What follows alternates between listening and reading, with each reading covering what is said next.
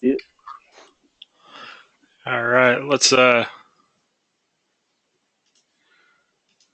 take a look at this. What the? Whoa.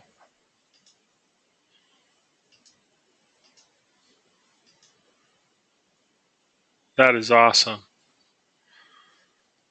There's a new update on this go-to meeting software that my computer's using now.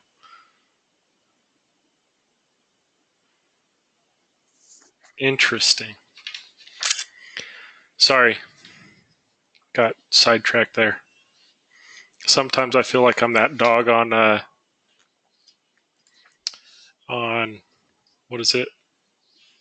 Up, you know, just be talking and then all of a sudden squirrel. It's kind of me. Anyways, yeah, John got it. Um, anyways, so I put on a new TAF worksheet for you guys. You guys so excited? Yeah, I looked over this file today and I was like, ooh, no. Oh, cheater. No, just teasing. Um, yeah. So, I'm trying to think. Do we want to do this? We'll do this one in class, and then I'll write another one for during the break or something. I'll create a new one for you guys to do as homework. um, yeah. So, anonymous skunk. Um, yeah. So let's go through this first one together. Let's look at this San Francisco flight. So, who remembers where we start?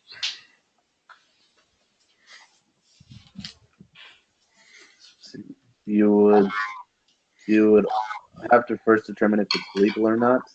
So Mhm. you would basically be looking for any visibility restrict or like anything that has less than 2 miles visibility or less than, and so Okay. let's see. So, is there anything that's questionable on this tab? Yeah, that would be the last line, the the fourth line, Okay. and that's it. I'm going to add this one in here. Um, so, we just kind of want to see what's going on here. So, let's see what our minimums are that we can do here.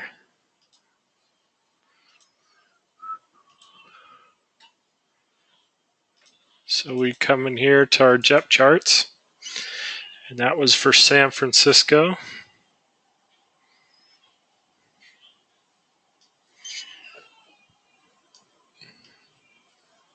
Sorry, I'm trying to move this little control panel somewhere. It's not in the way.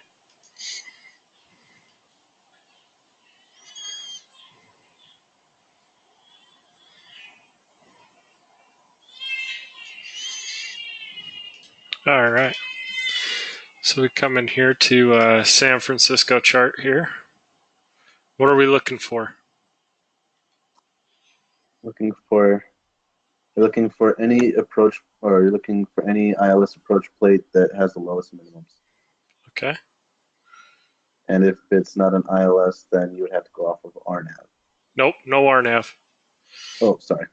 Um, anything but RNAV for this class. Okay. So we've got an ILS localizer, runway 19 left. Who wants to tell me what the minimums are on this? Actually, hold on. I don't want to do that. Yeah, let Yeah, me. I can't see it. Momento. Here we go. Yeah, yeah, yeah, yeah. we'll get there. That should be close. Right there. Is that good? Perfect. Okay. So what are our minimums for this ILS approach?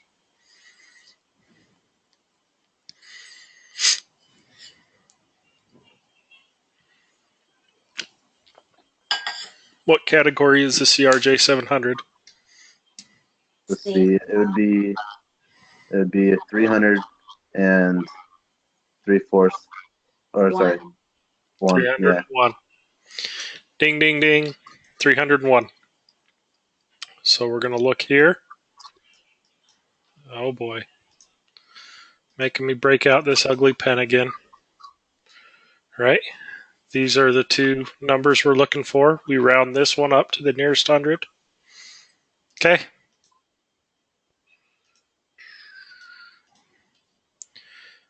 Think we can get lower? Yep. Alrighty. So we got ILS, PRM, runway 28 left. What's our minimums here?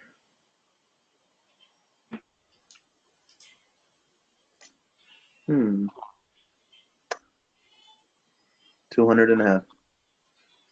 All right. 200, 1/2 with, see how it says full? That's what we're basing it off of. So we're just assuming that everything's working. So we got 200.5. What are the lowest landing minimums we can get? 201.5. Yes. So are there any lines that are illegal? No. Last one. The last one. Oh, sorry. All right. So we know, oops. I'm going to keep that yellow. I'm going to turn the text red. Naughty. Okay. So what is our ETA?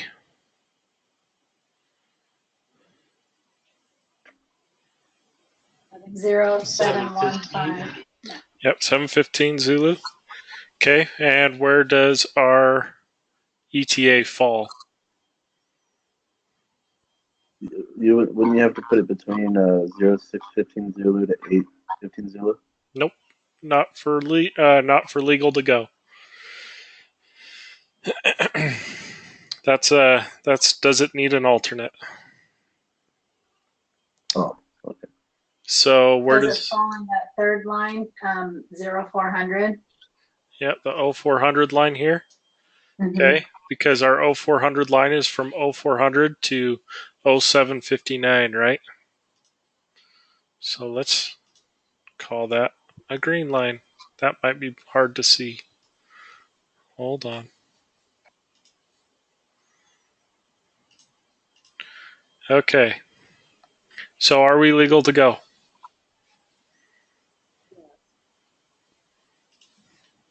Yes. Yes. Okay. Now we're going to look at our alternate. What is our ETA window?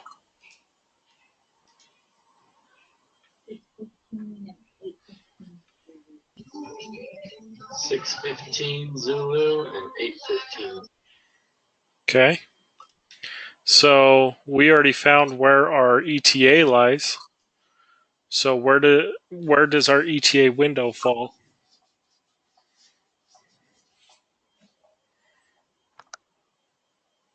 Sorry, say that again. So does our ETA window fall in any other line other than the one that our ETA does? The one right below it. Yep. Good. So those two lines require, let's call it that color. Okay, those two lines require an alternate, right? Mm-hmm. Or I mean, not requires an alternate. Those two lines, that's where our ETA window falls, right? So do we require an alternate? Why? No. Okay, I heard a yes and a no. I said yes because according to the ETA of 815, Oh, that's wrong. Never mind. Wrong. I say no. You say no? I say no. Say yes, we do. Okay. Why yes? Because there's only 2 statute miles of visibility on the second line. We need 3. Bingo. Winner, winner, chicken dinner. Okay. Our ETA window falls into the second line, the 0800 line. And what is our 1, 2, 3 rule? Oh, okay. So it's 1 hour before and after our ETA, our estimated ETA, 2,000 feet of 2,000 feet of visibility. Oh wait, no. And No. I wrote that wrong. Ceiling. Yeah. ceiling, yeah, that's what I meant to say. It's 3 that's the visibility.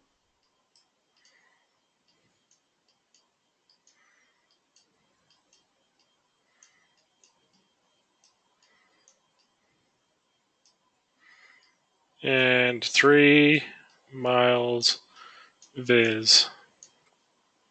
So 1 hour before after. Right? Okay. And there needs to be so you said that there needs to be an alternate because there's only 2 statute miles on our ETA window. Yep. Oh, there's okay. So yeah, in our ETA window, we can see there's 2 statute miles in our ETA window. So our ETA window falls like right here. 0815, right? And we got 2 statute miles. Let's just say that our ETA was 0400. Would it require, not 0400? Yeah, 0400. Would it require an ETA at 0400?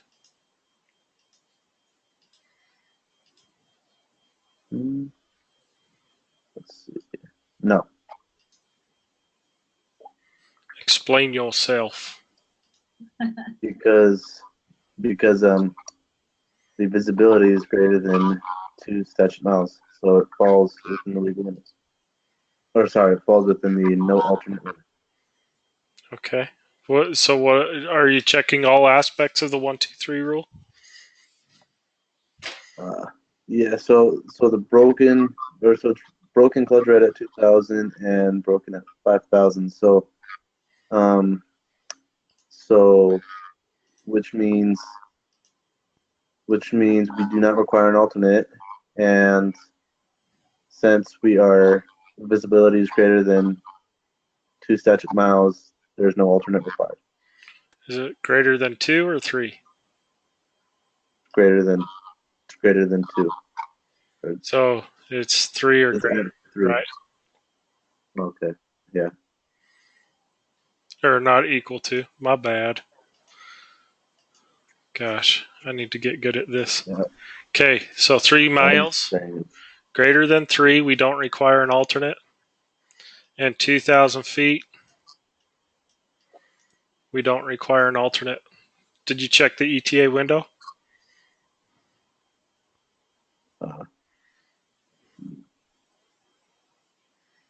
I did, because you said that you changed it to the ETA being 4. You said the ETA was 400 Zulu, so I was like, oh, well, it's right on spot. 400 Zulu is that blue line right there. Okay.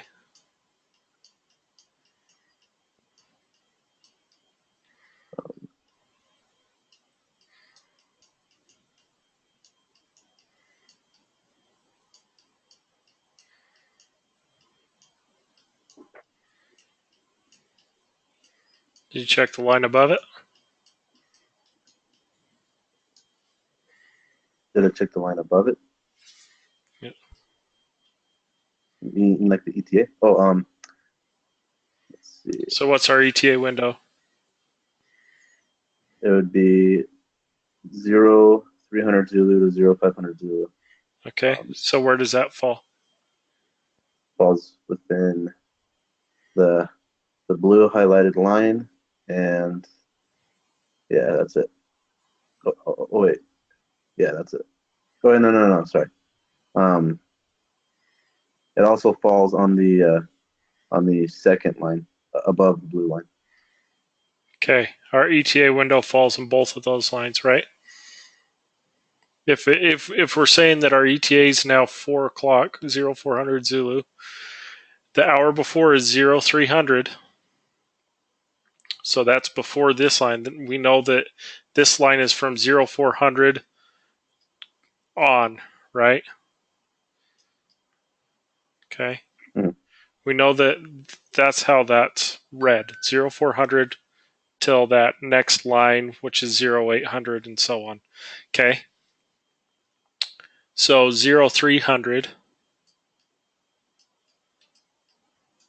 falls in this line right here.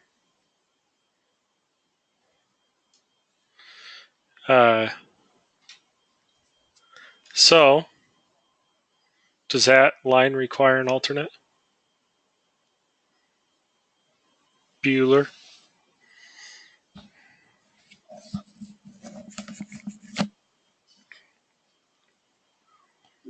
It does not require an alternate. All right. Explanation, please. Because the visibility is greater than 3 statute miles, and the cloud cover is scattered, doesn't count as a ceiling, and broken clouds are above 2,000. All right. Good. Doesn't count. Broken's above 2,000. We wouldn't require an alternate at 0400, right? Okay. Correct. Good. You guys are getting harder to trick. Okay. Let's look at Oakland. What do we do first? Someone else want to take a stab? We are previous one. Sorry, weren't we supposed to go to the next line too? Because our ETA, if it was 4 o'clock, it'd be 5 o'clock and 3 o'clock. So would it go to the next line as well? So you're saying all three of these lines? Yeah, if we're gonna go with the 4 o'clock, and then our ETA window would be 3 and 5. Okay. So you got to remember something here. What time does this next line start? Okay. Yeah. Yeah. So if this line starts at 0800, basically anything prior to, that's the hard thing that I struggled with. Yeah. That's the hard thing that I struggled with when I was going through the training at first, was like figuring out how the windows all worked, how all of it worked. And just remember that. Oh, got a question here. That's just me. Oh, okay. Yeah. Okay. So, Got it. all right. Yeah. Anyways, Oklahoma or Oakland, not Oklahoma, Oakland. Who wants to take a stab? Well, we are definitely legal to go for sure. Okay. Why do you say for sure legal to go? We have over six miles of visibility. After the first line, and then 3 miles of visibility on that very first line. Let's see, our ETA is 21. So we are at the third line down, and we are still legal to go. And we don't require an alternate, at least for that time period, because we're at overcast clouds at 2,500 feet. Okay. So legal to go. Yes, sir. Alternate? No, sir. Okay. Uh-oh. What's our ETA? Oh, no, wait. The overcast at 1500. I was going to say, nope. Right. Yeah, right before it. Okay. No, so we do. And on the first line, too, we've got overcast at 800 So with light rain. we can see that our ETA falls here on this 2100 line, right? Hmm. And And the hour before falls into the line before it. yep, that hour before falls into the line above. Yep. Oops. So, yes.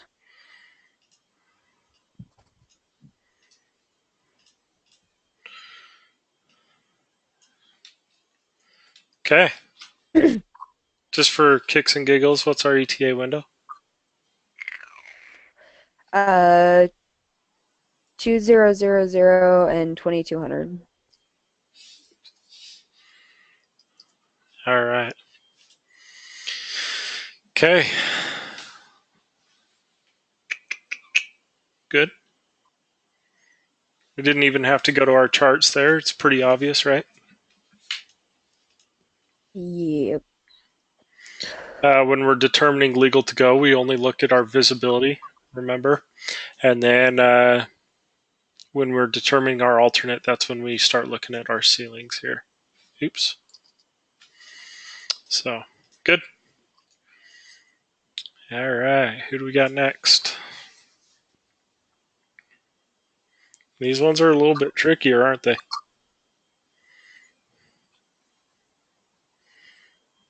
Kind of.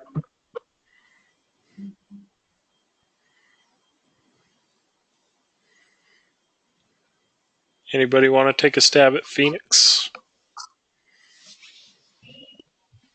All You right. are not legal to go. All right. That was fast and pretty absolute. Okay. Well, we got half mile there, so Let's break it down here. Okay. So what are the big flags here?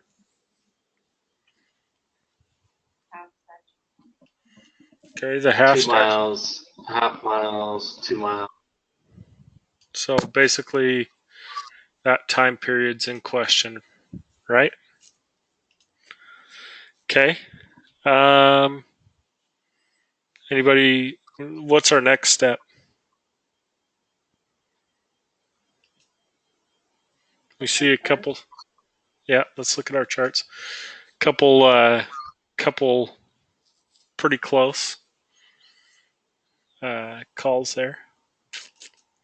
So let's look at our Phoenix charts.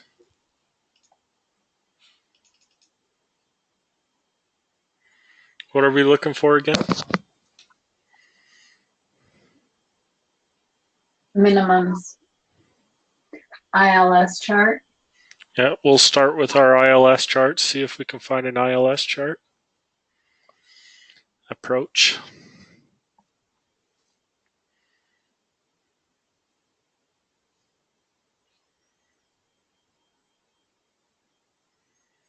Hey, there's an ILS chart. Okay. What's our minimums on that chart? 300 and a half. Okay. 300 and a half. Think we can get lower? I don't think we can go lower. There's I would 200. say Can we? Well, what's our lowest possible minimums? It's two and a half. You're right, but I was thinking for that half. Yeah, so for the half, we're good, but just out of curiosity, let's see if we can find a 200 and a half. Oh, there we go. So we do know that we have the lowest possible minimums, right? Available to us. So half mile, does any of those count as legal, illegal? no. Okay. So we are legal then. Okay.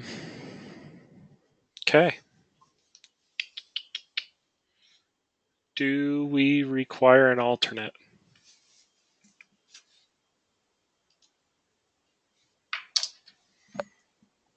Yes. Absolutely.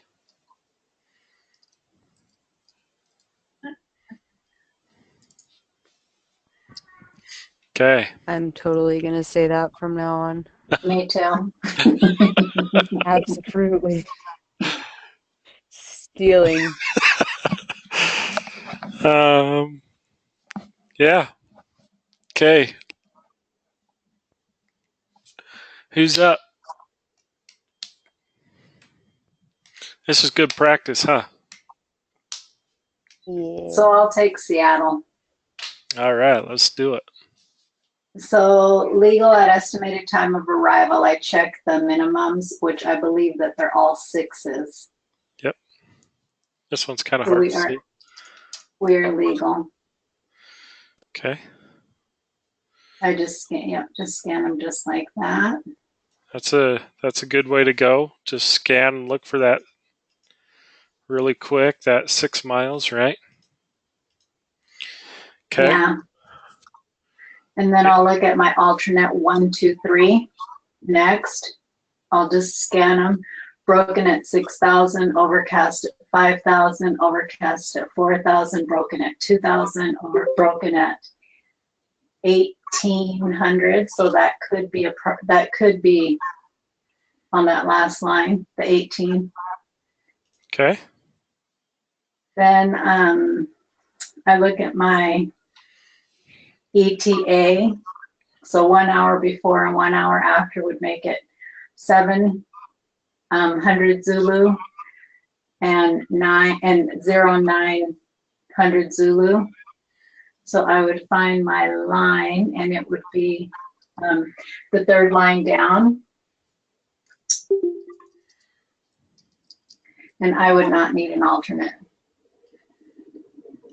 Good. Because that 400 is good for 6 hours. Yep, it's good for the next 5 hours, 6 hours. Yeah. 59 minutes. Yep. Exactly. Okay. Good. Yeah, it kind of throws you off there. You're like, flag. But come to find out, you're good to go. Okay. I'm liking it. Greg, you up for a challenge? I think you're about the only one that hasn't had the chance. Yeah.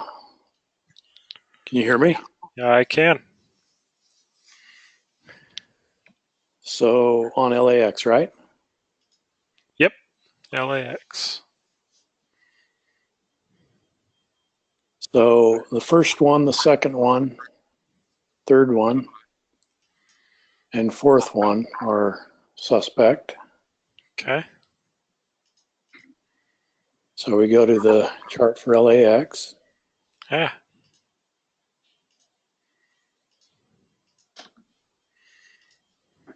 All right, let's go see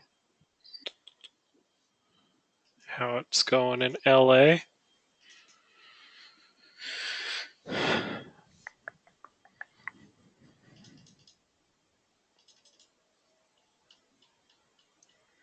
And what are we looking for? What kind of charts do we want to start with? Start with an ILS and look for 200.5. I'm sure we'll find one at LA. Mm-hmm. It's a hub, right? Yeah. So let's just confirm the suspicions we have here. Because some hubs actually have like a 300 and a half. And don't get lower. Okay. Right chair. Do we have it? That not on that one. Okay. It's 300.5. How about that one? There you go. 200.5. Yep. Okay. Yep. Good old runway 6 right. Okay. So LAX, we know that we have a 200.5 approach.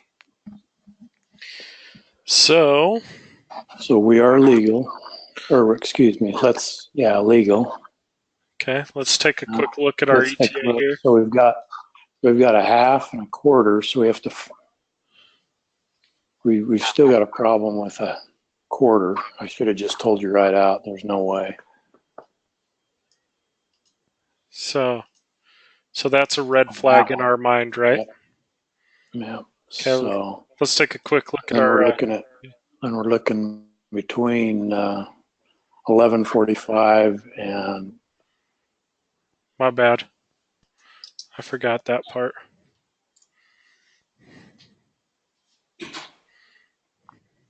So 11:45 and 13:45.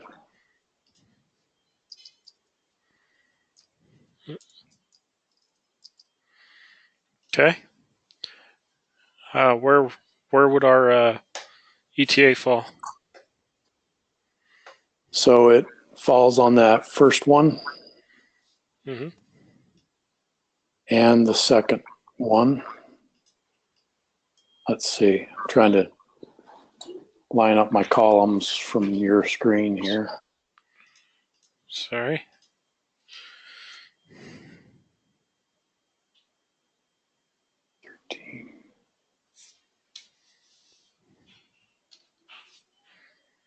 So yeah, we're just in that line, it looks like. Except what's throwing me off is that third one down. You have, oh no, we're good. Well, no, it's 020100.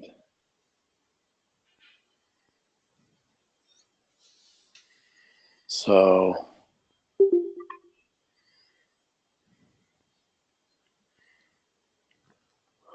but it's all the way within that first line, that time, 11:45 to 13:45. Okay, so we can see here.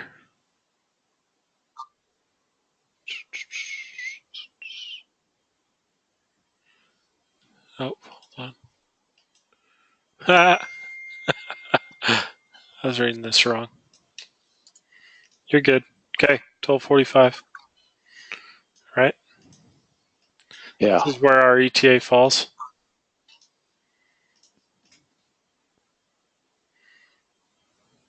Okay. We can turn that one off. Okay, and our hour before is 11:45 to 13:45. Right. So it's contained there. Okay. Anything wrong? Are we legal? So we're good to go on legal. Okay. And then just running through the 1, 2, 3 rule, we have the 3 miles. We don't have we have broken at 15 and overcast. Well, we're okay on that, but we have broken at 15. Okay. So that's a problem. So we do need an alternate. Yep. Good.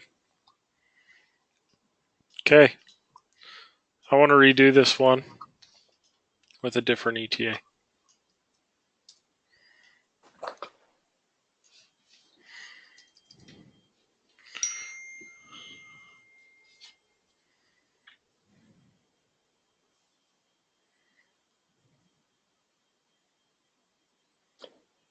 So that would put us in the first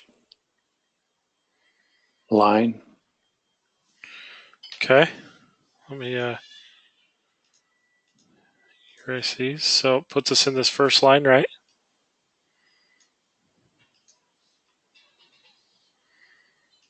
Okay.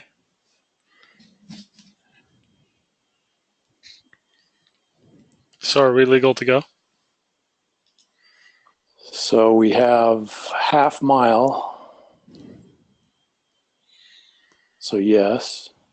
Let me look at that.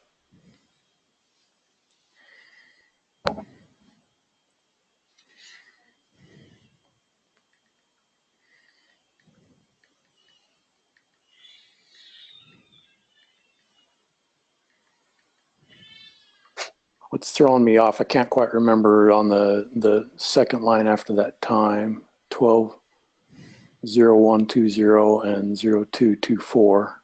What does that mean again? This one?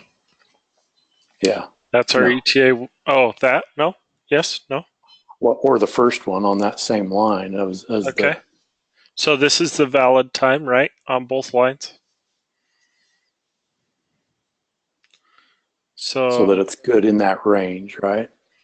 Yeah, so we're looking here. This is how long that. So on the first line, okay, this valid time is going to be for a 24-hour period at least, right? You can see here this one's actually 24-hour valid time. And that's just talking about the entire TAF. When we see a tempo and a valid time, that tempo's valid time is only during those times. So what times is that tempo valid? So 0, so that would be 2000, 2000 Zulu to 2400 Zulu. This one, sorry. So it would be 2000 Zulu to 2200 Zulu. Okay, and on what day? So 01. So the 1st of March, right? Mm-hmm. So this is a current TAF. So the TAF, this is this valid window. The first two numbers are a date, right? So on this first line, this is saying that this TAF, the entire TAF, is valid from the first at 20Z to the second at 24Z. This tempo line is a temporary forecast change, meaning that there's significant enough of a change in the weather that they're forecasting to where they require a section of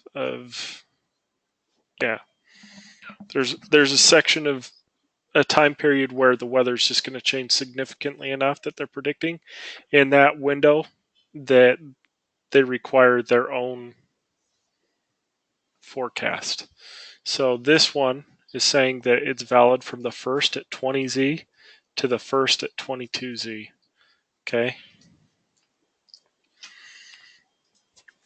Okay. So this ETA falls on the first at 20Z. So does it fall in this tempo line? Yes. Okay. Does this also fall in the in our ETA line? Yes. Yes. So both of these lines are valid.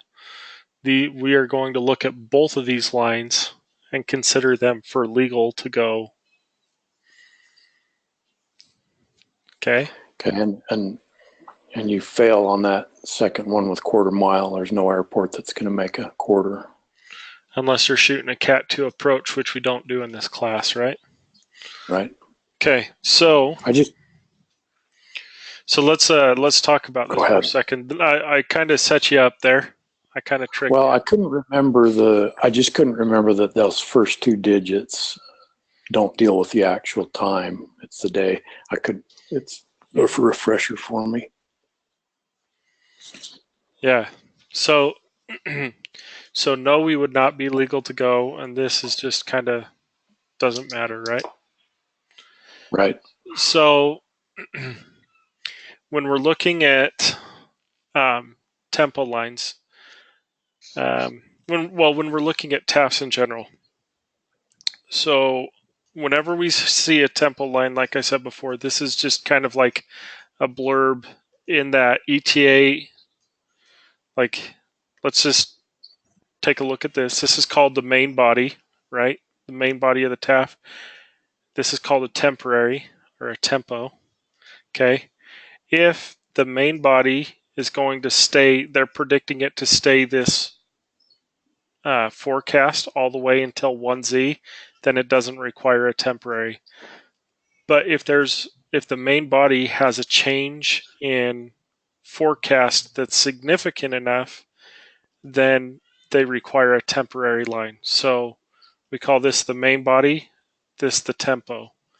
The main body always is ruling. Okay, so if we don't have visibility in the main body, then it doesn't matter what the temporary says, we're not legal to go. Okay, there will be times also where the main body will be legal to go, doesn't require an alternate, then the temporary, even though the window, the valid time, or even though the temporary has a valid time of, whatever it may be, if our ETA window falls in the tempo line at all, then we would, have to consider it for legal to go, or does it need an alternate? So I was okay on the half mile on top being okay. Yeah, I'm okay with the tempo and that, understanding that. I just couldn't remember how to read. It was a refresher to read the time range. Yeah. So I'm going to throw more tempos at you guys here shortly. But anyways, yeah, tempos can get tricky. And we'll dig a little more deeply into them. Especially with the two different time ranges on each of them. Like the other one went to 24 and the temp was 22. So you have to be careful on that.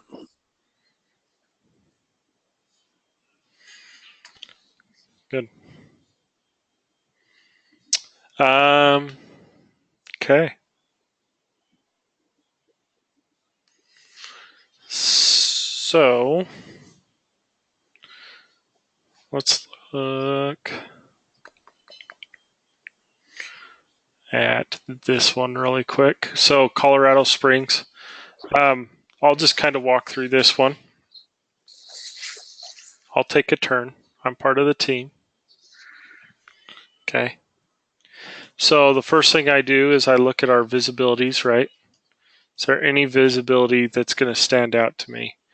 Well, yeah, I'm going to be concerned about those two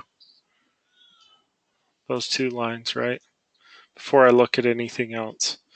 So what I need to do first is I'm going to go to my JEP charts. Uh-oh. There we go.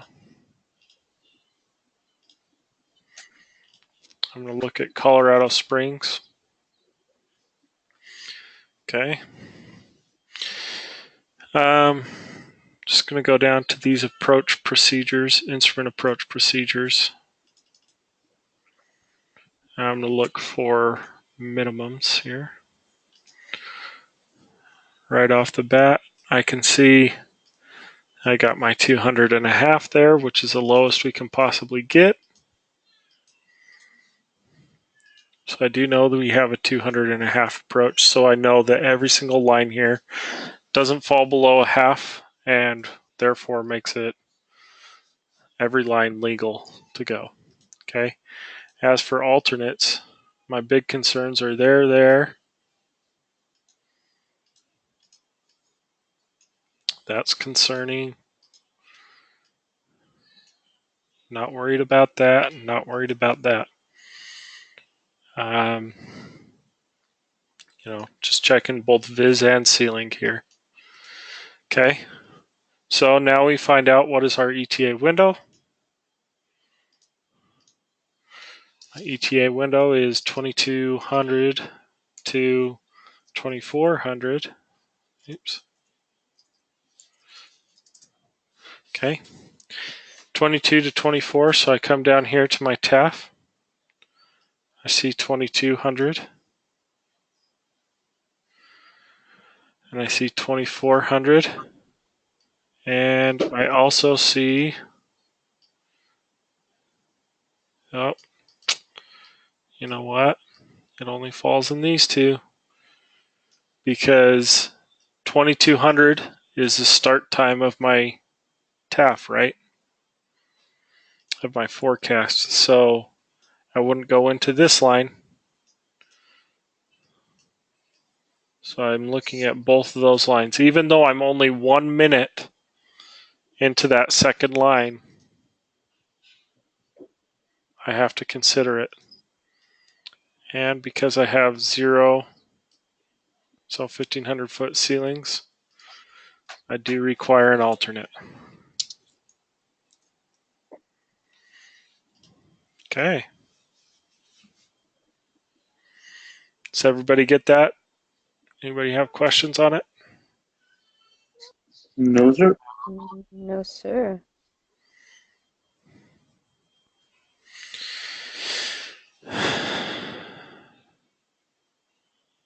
All right, GPI. Who knows where GPI is? I've never heard of that before. Trying to. Nothing even really comes to mind to take a guess at it. Great.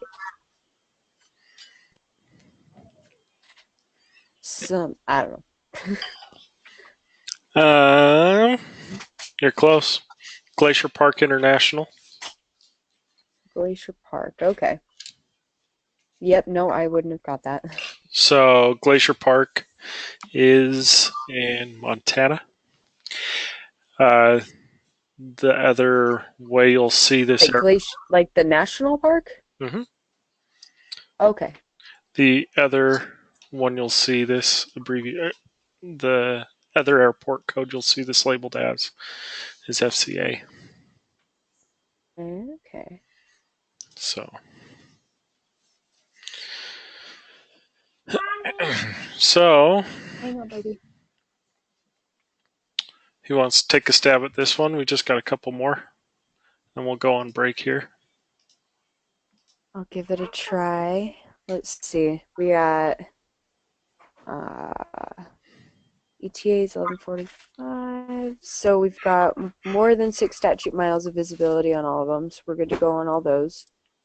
11:45 Zulu is going to be.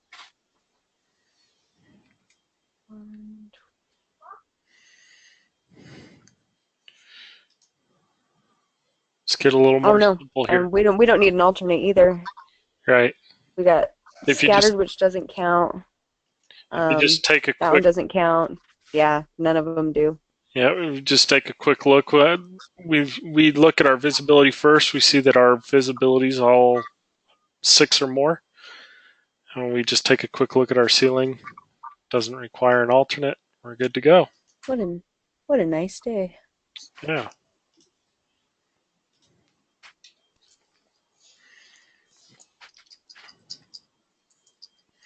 That one was super easy. Okay, Palm Springs. Who's my next victim? This is the one without an ILS. Da-na-na.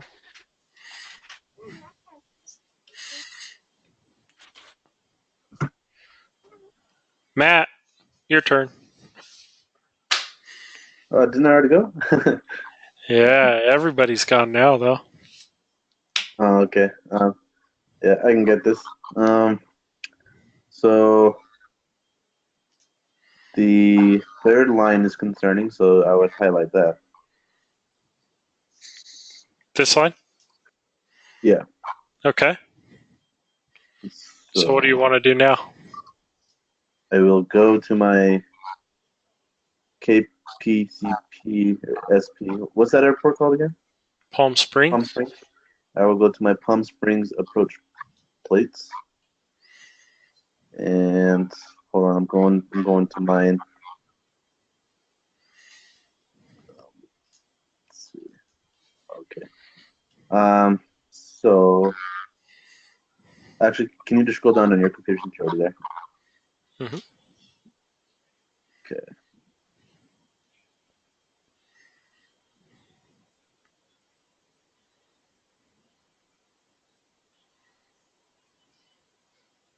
Okay, here's Keep going down. the start of the approach plates. VOR, I would skip. Don't even want to look at it? Nope. Okay. See, I would look at that RNAV You want to look at it? because I don't.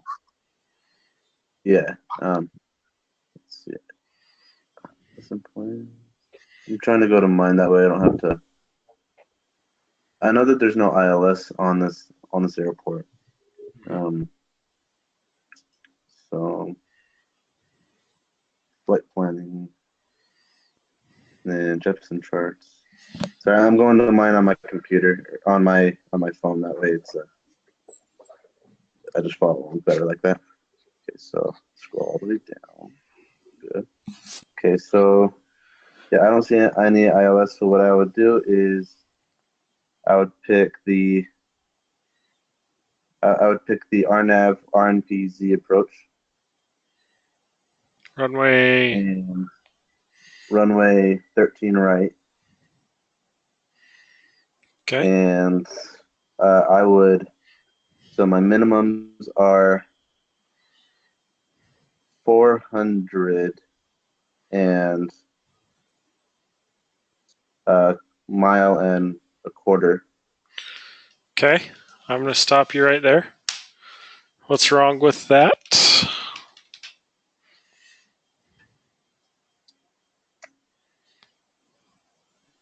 see.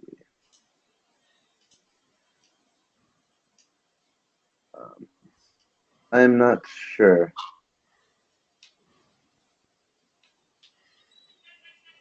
Oh, wait a minute.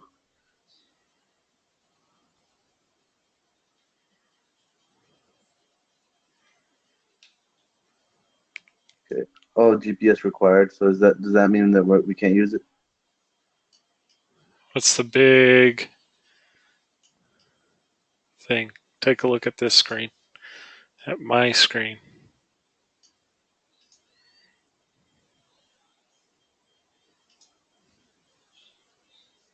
What can we not do in this class? You cannot do any RNAV approaches. So can we use this approach? Negative. Okay. Oh, okay. Sorry. So you would go to VOR then because that's your only other option. Right. We've got two RNAV approaches and one VOR, right? So Yeah. what would our you would use minimums be? VOR. It would be 1,903 miles.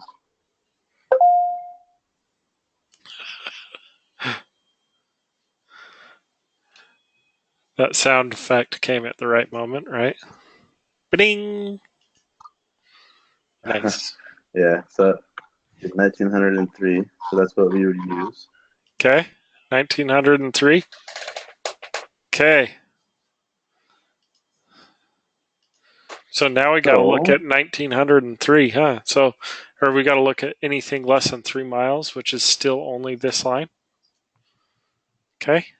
Now where's our ETA Yes. fall? So our ETA is 11:25 Zulu, which means it would be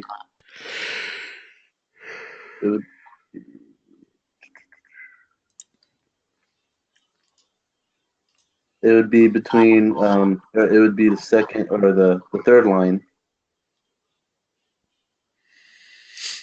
Okay. Our ETA falls right here.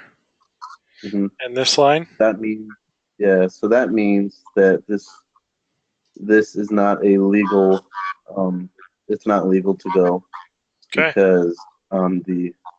because the visibility is less than what's required. Yep.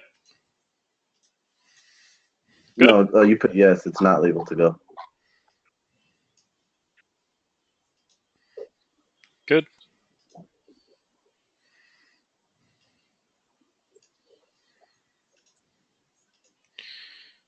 No bueno.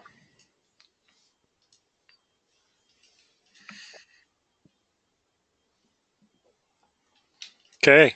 Good. Denver? Who wants to round us out here?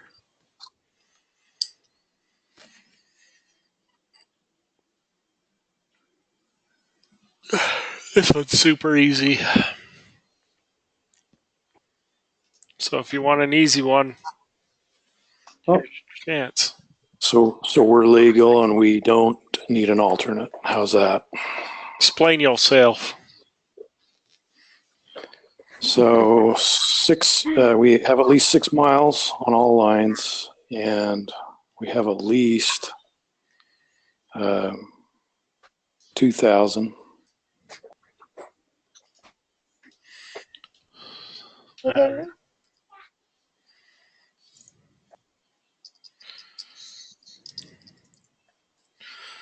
Beautiful. So no need for the ETA.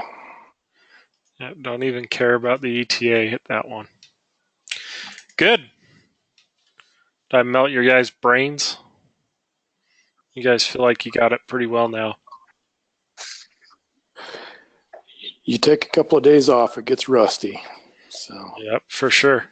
That's why we're going to do one every single day till the end of class. At least one. Okay. You guys ready for a dinner break? Yeah, it's. Yes, sir. So what were you saying, CJ? I was gonna say, I felt like a little mini victory a couple days ago when I realized it was sitting with me because I remember seeing them on the ADX when I went through them the first time, like the METARs and the stuff like that, and I just remember getting tears in my eyes and walking up to my boyfriend and being like, "It is all letters. This is all letters and it's all numbers. Like, how am I ever supposed to do this?" And just with real tears in my eyes when I was so overwhelmed. And so I don't know. It, like I said, it just feels like a little mini victory for me that I can do that now, I guess. So Yeah. feeling good about it. Well, I'm going to try to keep those spirits up. We're going to start adding a little bit to it. Cool. But we'll we'll talk about that. We'll talk about some of these other things that we're going to need to start considering when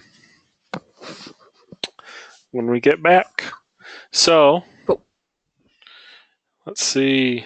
You guys want a 30-minute break again? Yeah. Okay, 7:15. See y'all then. Thank you. Be back. Yeah.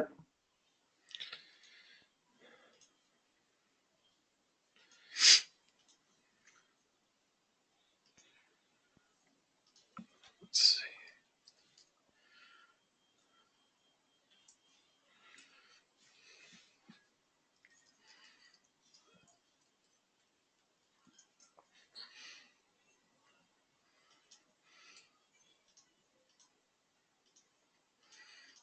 Let's see if I can get this to pull up.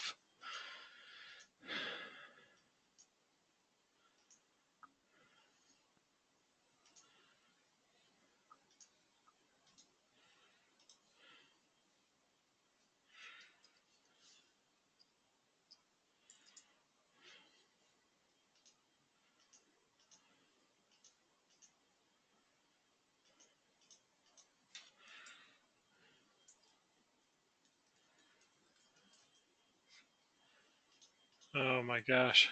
Come on, SkyWest, you're killing me here.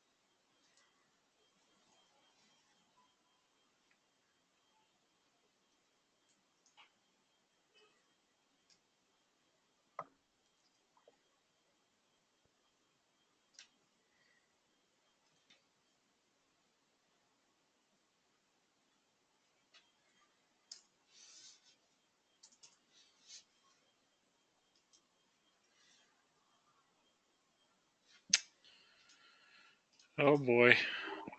May have just been derailed.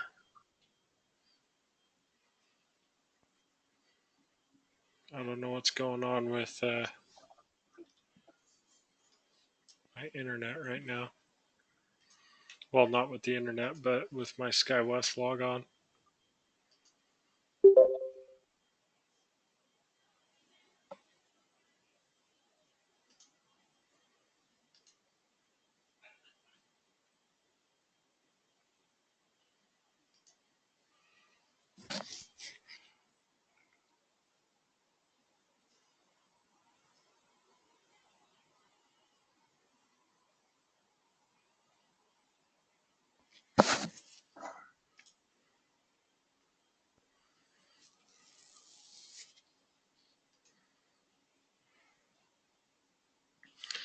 This isn't good.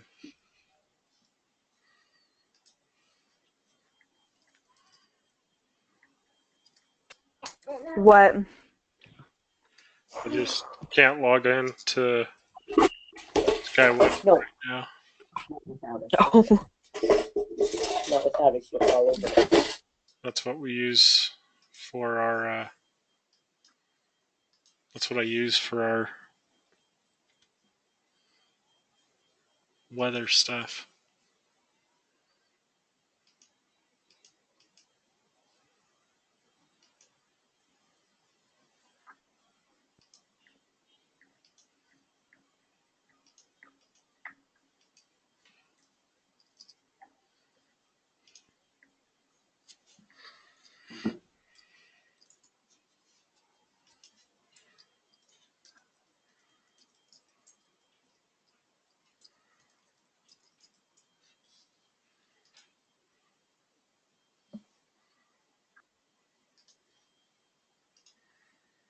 Oh my gosh.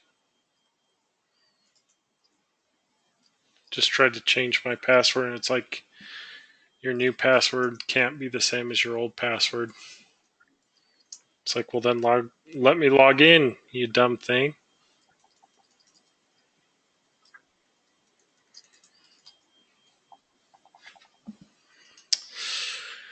Oh boy.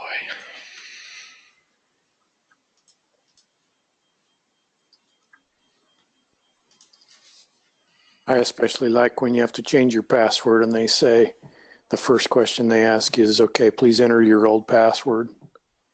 Yeah. I was like, well, if I knew that, you stupid thing, I wouldn't have to change it.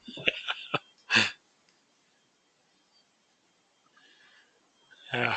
I got in. Woohoo. Just had to go through a different internet browser. Google was failing me.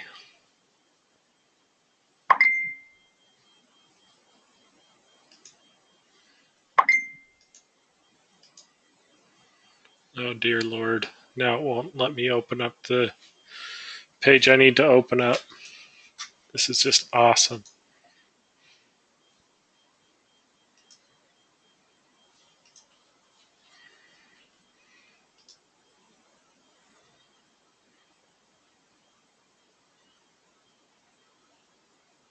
Have you used that computer before to enter SkyWest? Yeah, all the time. It's just oh man.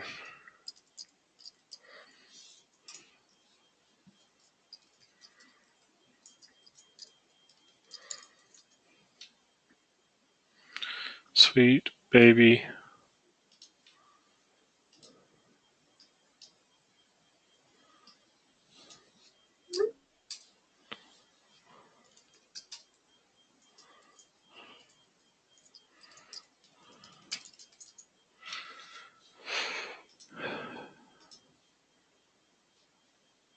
Why are my pop-ups all of a sudden blocked?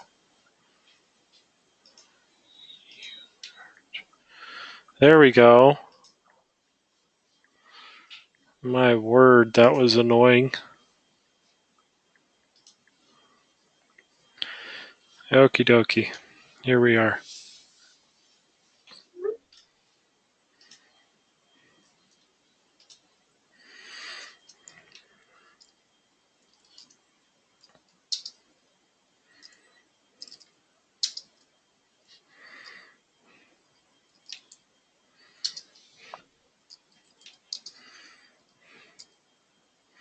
So do you guys remember when we talked about Notams? Can I Yes. say that one more time? Do you remember when we talked about Notams? Yes. Okay. We're going to learn how to... Absolutely. There we go. Yeah, we're going to learn how to apply these Notams to our flight planning.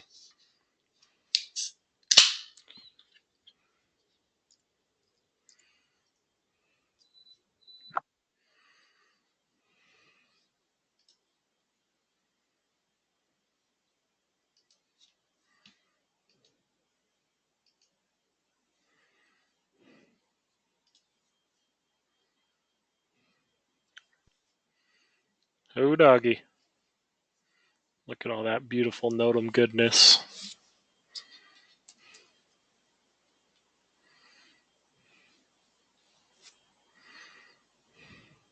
Okay.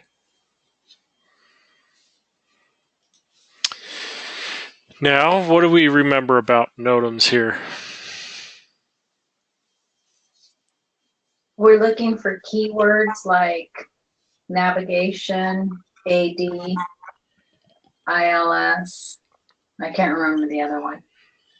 Runway, POR, and ALS. Yeah, so runway. Looking for nav, ILS.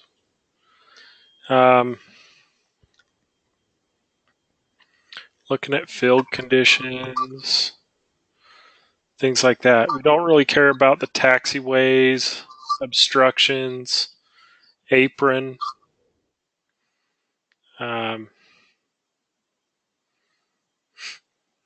Things of that nature, but we do care about like the runways, what's going on with our runways, what's going on here, our nav, got another runway. Don't care so much about communications there.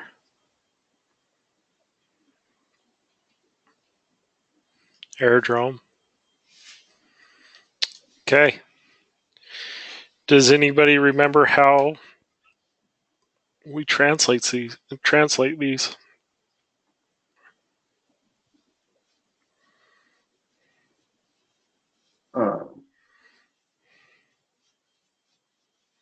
Um, I'm not sure what Yes. you mean by.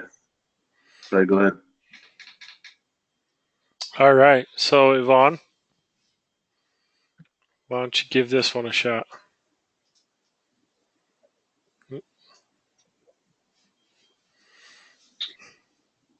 Phoenix on the second month on February. This is the 150th Nomad. Phoenix runway 07 left, 25 right, runway status, light system out of service. 2008, March 2018 on the 3rd at 0700 Zulu to March 3rd, 2018, 1000 Zulu.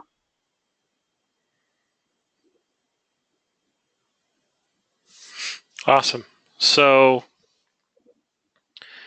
this is, like she said, this is Phoenix. This is February, so the second month, 150th Notam. Phoenix, runway 7 left, 25 right, runway status system light out of service. And that's our time frame, right? And we always read it. This is our year. The first 2 digits are the year. Second 2 digits are the month. Third 2 digits are the day. And then the last 4 are the time. And we read it the same on that next part. So do you think that this is something we'd care about? No. Not so much. It does say runway in it, right? And it is talking about a lighting system, but the runway status lighting system is just basically when there is a vehicle or an airplane on the runway, the lights will change to any aircraft that's on approach. Just basically telling the person on approach that the runway's occupied. So we don't care about that so much. That's something that the pilots are going to be concerned about. But, we take a look at it because it says runway. Okay, who wants to take a stab at this next one? Okay. Okay. Phoenix International Airport, the third day, very first Notam. At Phoenix, the runway 7 left and 25 right are closed. Delay. This stands for delay. Daily. Sorry, daily. Closed daily from 6:59 Zulu to 1500 Zulu. On the 18th at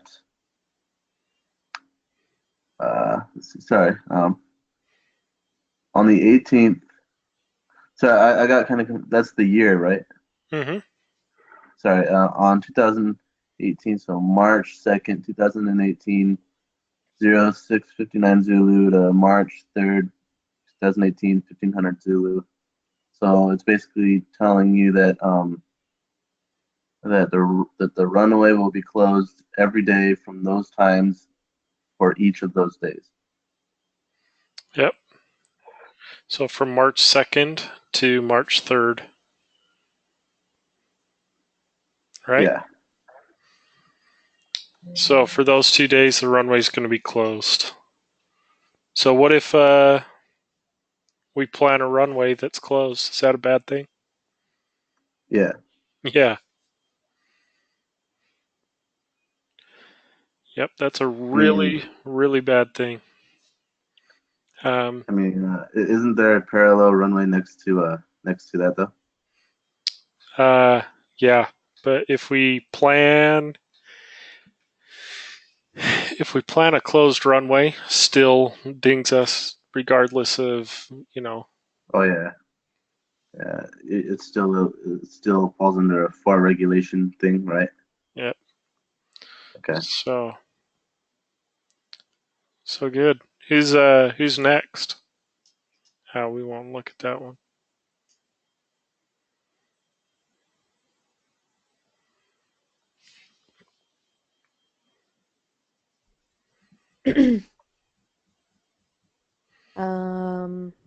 Let's see. It is in February, the 128th Notam, Phoenix runway 25 right. Something, I don't remember what that is. TKOF. Hold light out of service. So what's that? So the TKOF, that stands for takeoff. So that makes sense. That's one of the hard things about NOTAMs is there's a lot of acronyms that, even, seasoned dispatchers are going to stumble on because we don't see all of these acronyms all the time. So that's why we just keep practicing them. But yeah, keep going.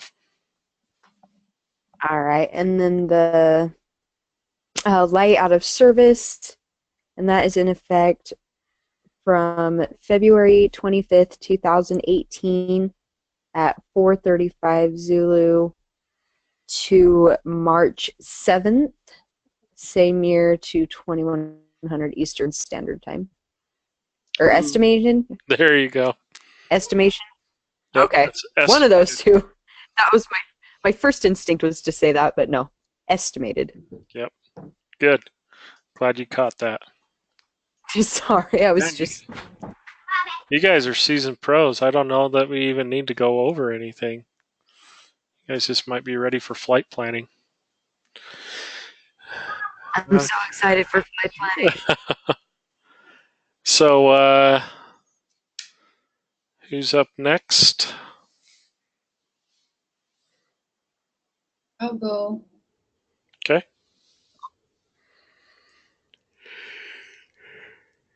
Okay, so this is for Phoenix. This is February the 127th. Notam, the navigational ILS runway, 7 left.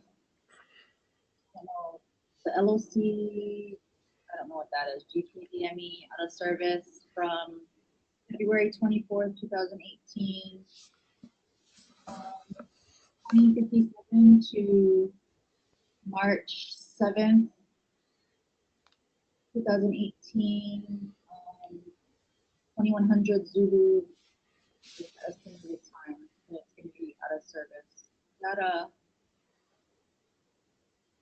LOC? That's a localizer? Good. I don't know. Localizer.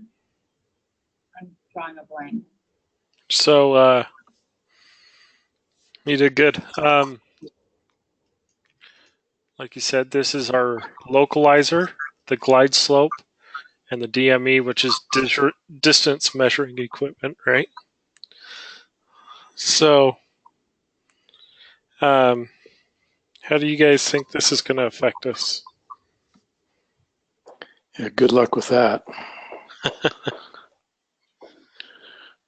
Yeah, ILS requires that glide slope, and you need a DME. Yeah. So let's take a quick look at this chart here. Let's look at our Phoenix chart.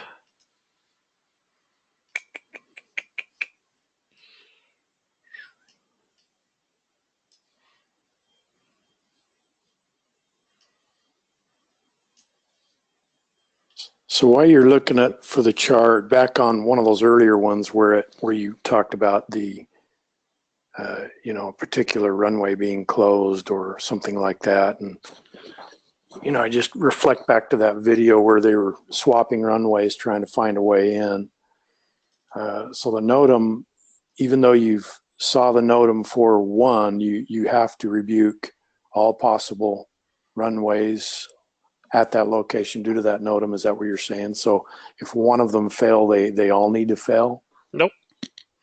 So it just means that this runway is out of service. So we can't plan to land or take off on that runway.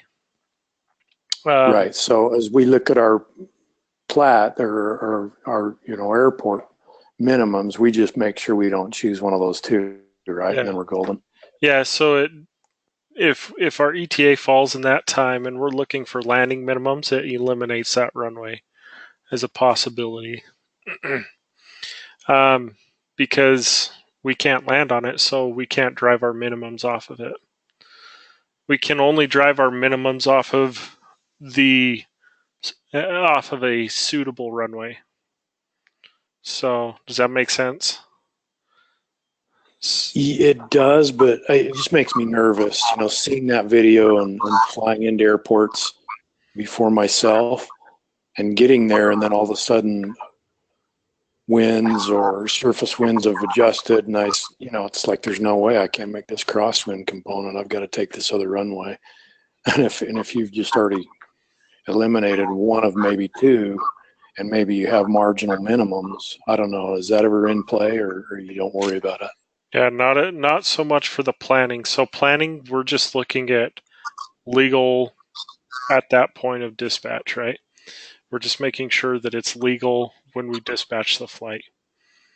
Now, like you're saying, if all of a sudden minimums change en route or winds preclude you landing on a certain runway and the other runway all of a sudden, for one reason or another becomes unable to use, then they're going to have to divert to another airport or whatever it is. But or if let's say that the aircraft's en route and all of a sudden we require a minimum at because the destination is now below minimums and we didn't plan an alternate. We're just talking with the pilot at that point and just saying, hey, look, I'm reporting, an RVR of 800 feet. You can't land at that airport anymore. What do you want to do? And we talk, we'll give them fuel burns, we'll discuss our options and try to figure it out. So, but once we've reached the point of dispatch, then we, as long as we planned it to what we saw with the information we were given, then we're good to go.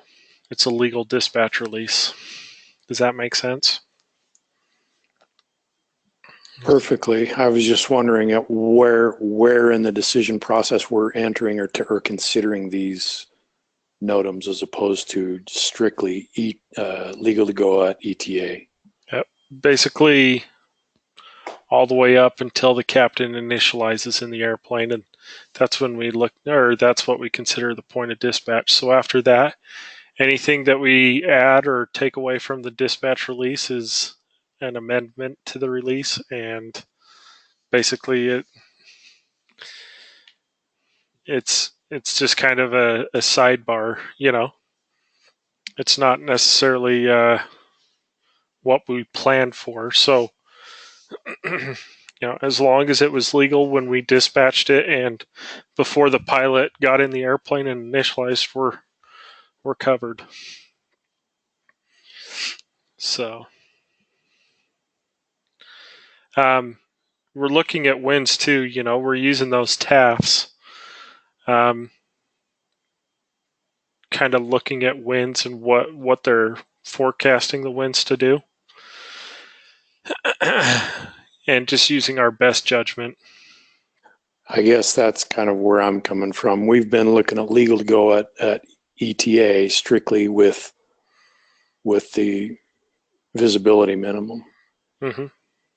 And then looking to see if we have that minimum on the ILS or whatever other runway at that location during that time interval, etc. But I haven't seen us consider this NOTAM saying, okay, we're wiping out this particular runway, and that leaves us maybe 270. I'm seeing significant cross-component winds.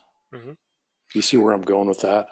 I do see where you're going with that, and that's where we're going with this tonight. That's why we're looking at NOTAMs.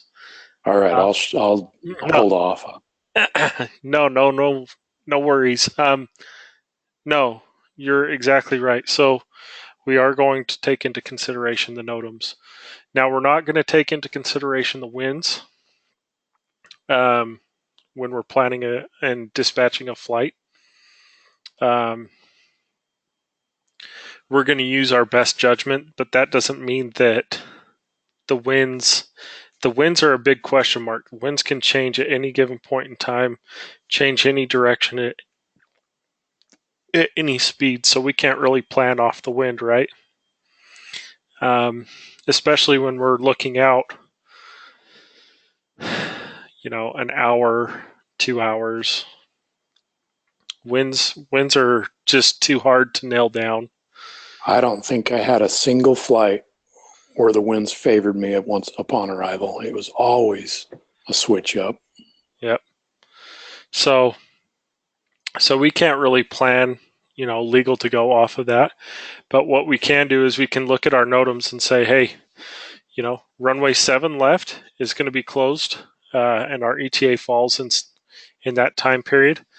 So, I'd look at 7 left, and I'd look at the approach. I can't use this approach anymore. This approach is out.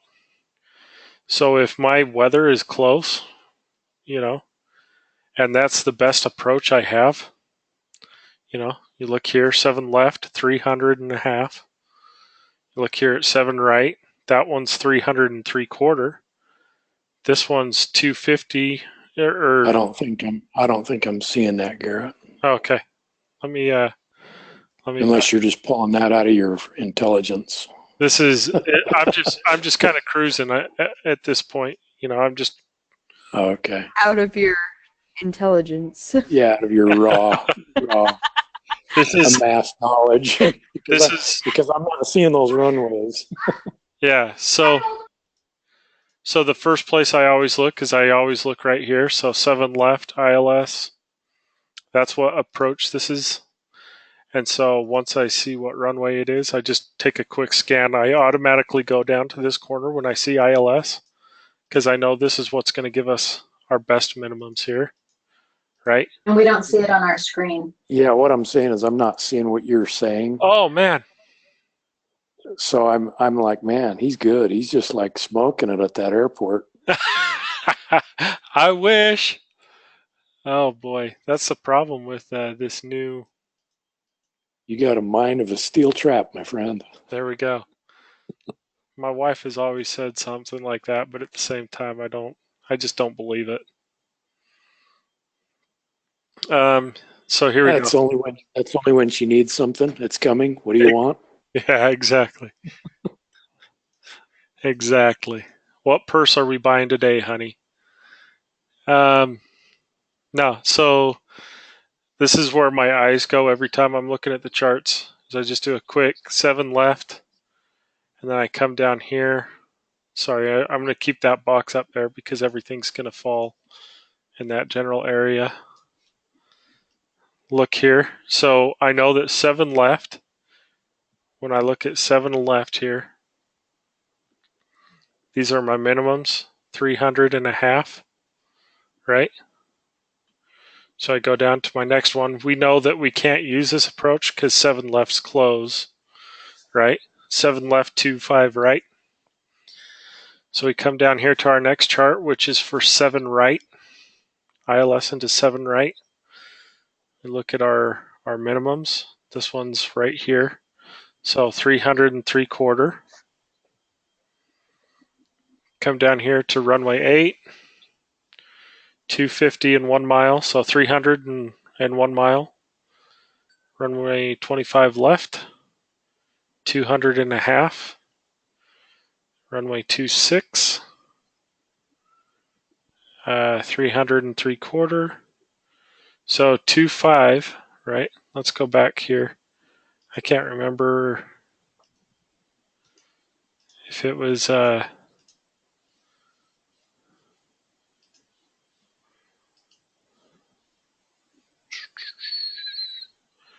25 right. So 25 left is still good to go. We still got 2.5. 200 and oh my gosh. Let me slow down here. Still got 200 and a half available for us to use, right? But let's just say that not only is 2.5 left and right closed, but also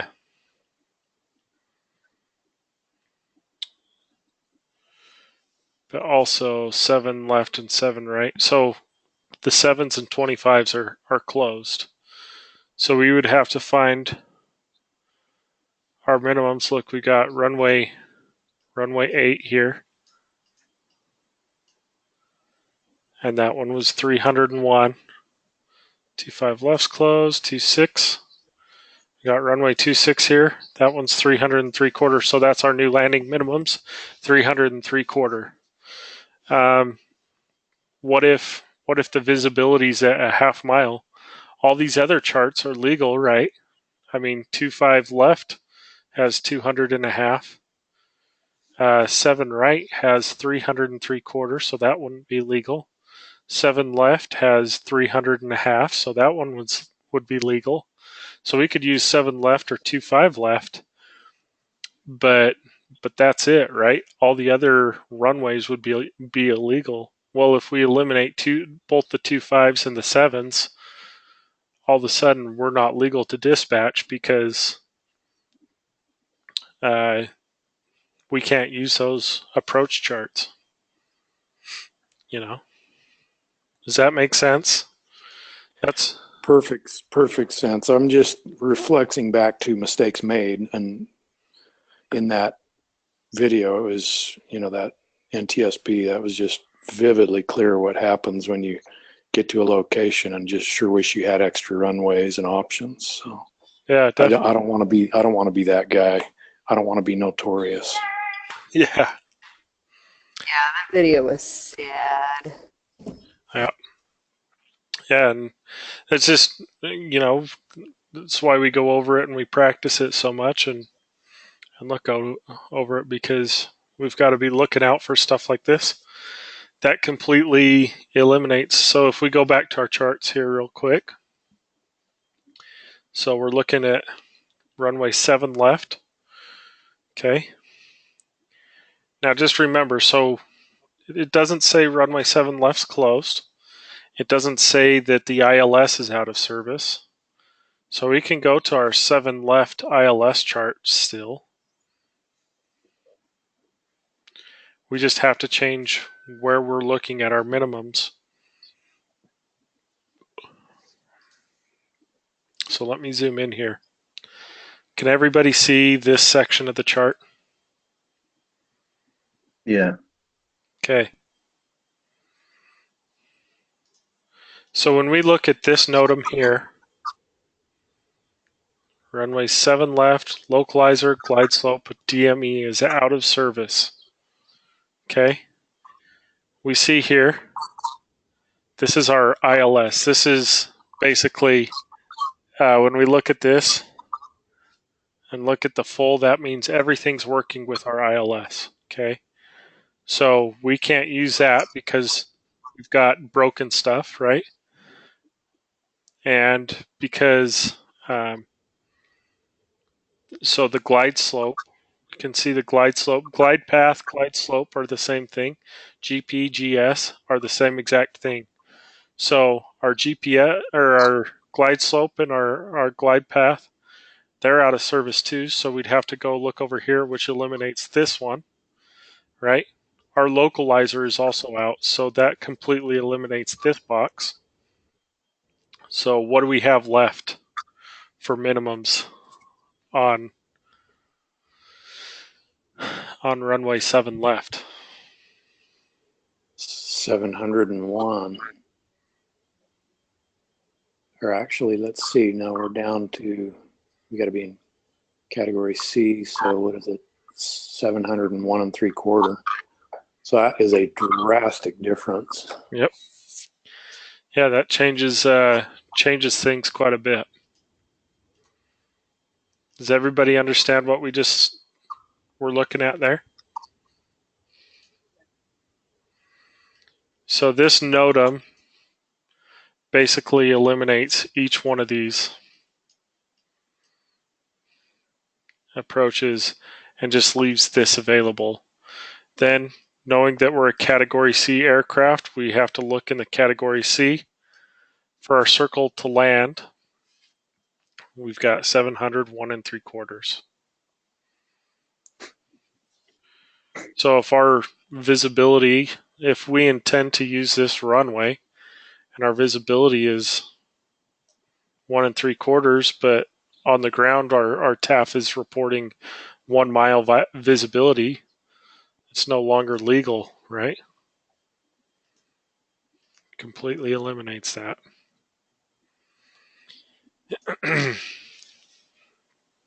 So yeah, it's, I've warmed you guys up on these TAFs so far. And now we're going to start throwing some Notams in. Okay. Into our TAFs. And give you some knowledge on how to work that. So who wants to go through those ones really quick?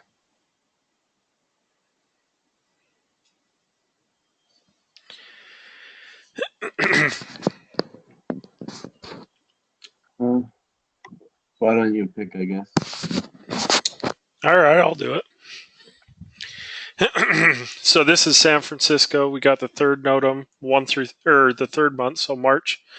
Notams 1 through 3. Closed. They've closed all of these runways. The first and the third one are closed on this. So let me go through them one at a time. Runway 10 left, 28 right is closed March 3rd, 2018 from 0800 to March 3rd, 2018 at 1800. Runway 1 left and 19 right are closed on the March 2nd, 2018 at 0830 to March 2nd, 2018, 1400 Zulu. And then runway 10 left, 10 right's closed March 2nd, 0800 to March 2nd, 1500 Z. So each one of these runways, they're not closed at the same time. They're going to, rotate which ones are closed. But each one's going to take a turn being closed over the next 2 days. So we kind of got to pay attention to that, right? So just a quick question.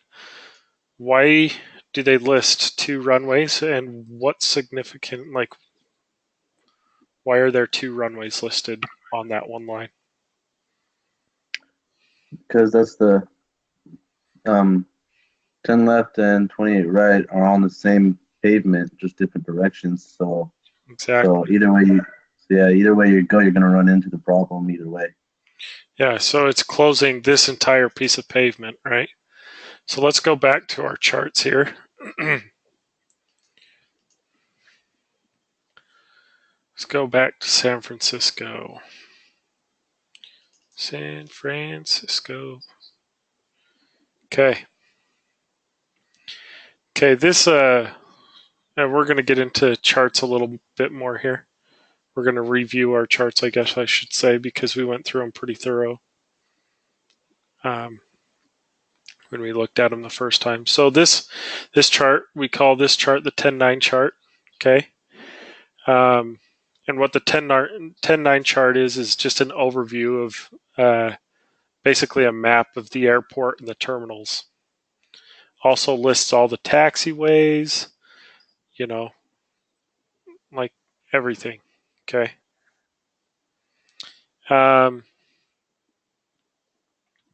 So as you can see here, this is the main terminal.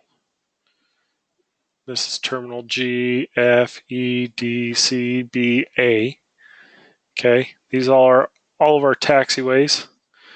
Our runways that we have available are 1 left and 1 right, 28 left, 28 right, 19 left, 19 right, 10 left, and 10 right. So what we're talking about when we say 10 left, 28 right's closed, if you look here, there's 10 left. And this is 28 right. Okay.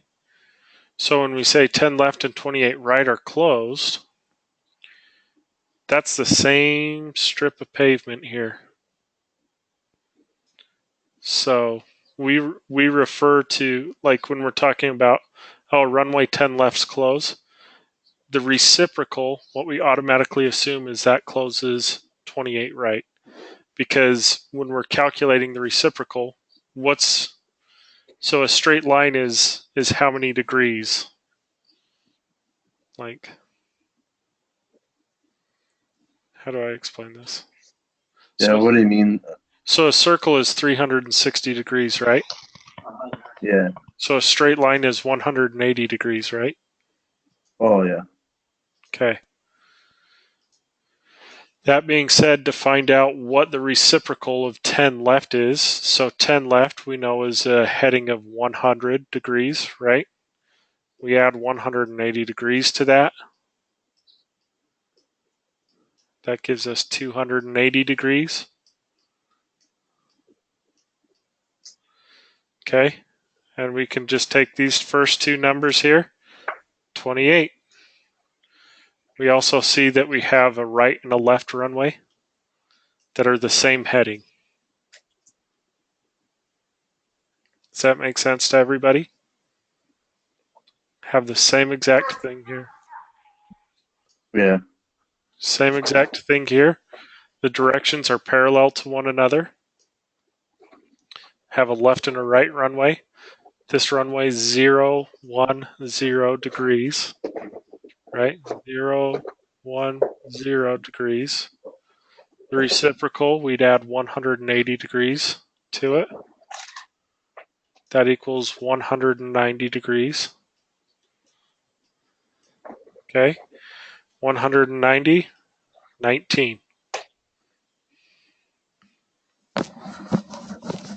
Easy to understand?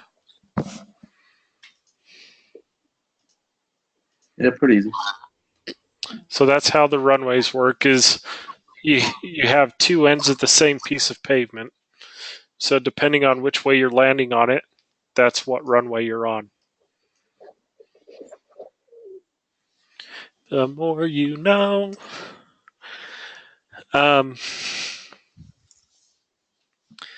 Okay. Some other things on this chart.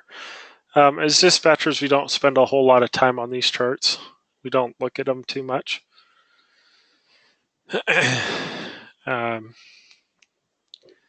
But just trying to think of some important things here. Oh, here's our lighting systems.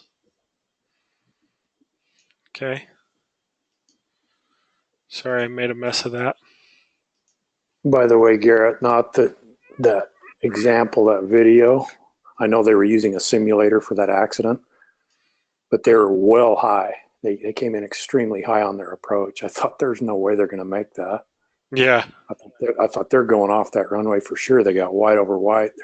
I can even see the red on the rear threshold. So I thought, man, but then it's a simulator, so I don't know if it was truly keyed up to the conditions. I'm sure they did a pretty good job of what they were, showing in that video.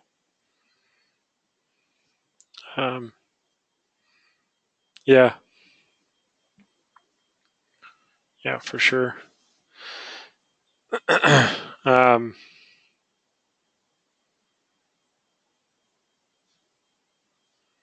So on this, the reason why would these lighting systems be important for us to know?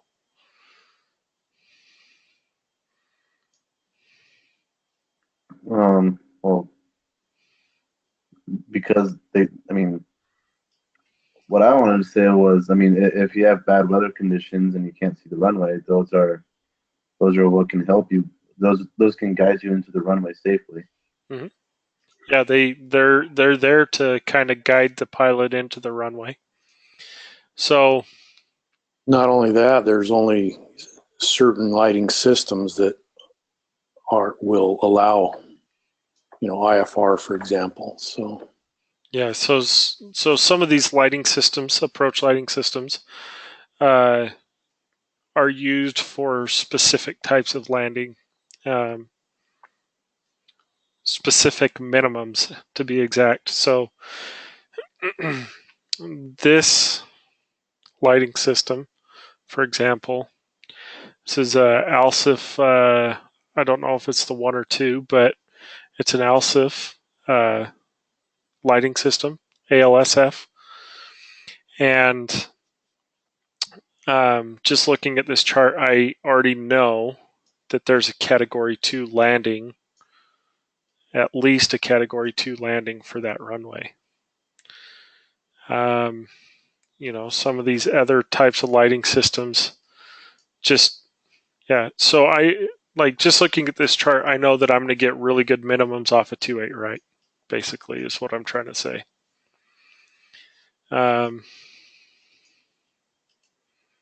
So that's why they put the lighting systems on there, is just to kind of give you an indicator as to, what's available at the airport. On this chart, you'll also see frequencies. Okay, digital ATIS. This is I think I called with you guys, let you guys hear the ATIS, right? think that was like Yeah. first classes. Anyways, so this is the frequency the pilots can tune into to hear the ATIS. This is telling us that their ACAR's capable. They got digital ATIS, PDC, CD, or CPD, LC, DLC, San Francisco clearance frequency, ground frequency, tower frequency, NorCal departure. So these are our departure frequencies. This here,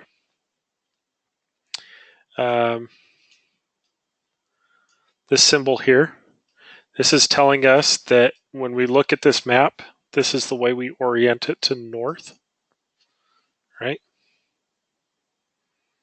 Does that make sense? And who knows what this little part right here indicates? It's your variation. Yep, exactly. So that's our magnetic variation at the airport. Okay. So this is something that will be asked. This symbol here as a total will be on every single approach plate and every single 10-9 chart. And you will be asked that at some future point in time. Wink, wink. What this means, just remember, this is the orientation of the map. So this is pointing north, and this is our variation, magnetic variation. So 14 degrees easterly variation.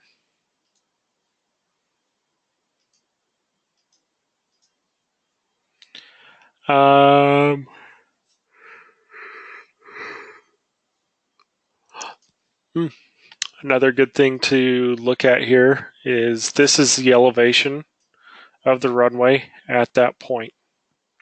So it's saying that right here, this is 13 feet above sea level. So here, this runway starts at 11 feet, 9 feet, 6 feet, 7 feet, 11, and 11.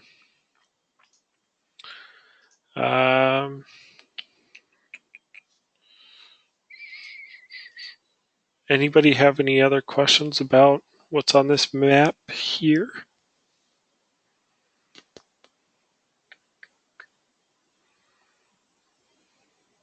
No, sir.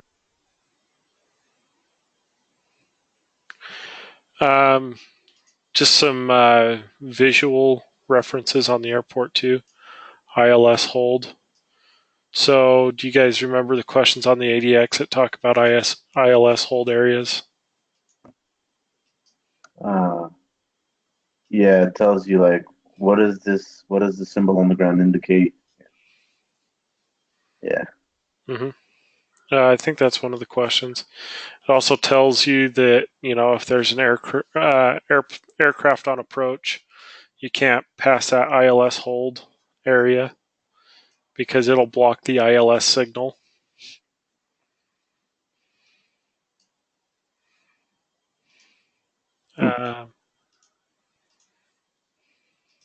Let's see. What are some other things? Here's where the VOR is. That's kind of a convenient location, huh? Right in the middle. Right smack dab in the middle. Control tower is 200 feet above the ground, 200 feet above sea level. And it's located right here.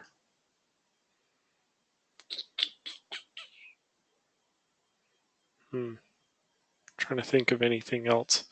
Here's some towers, radio towers. Gives us the elevation of these radio towers.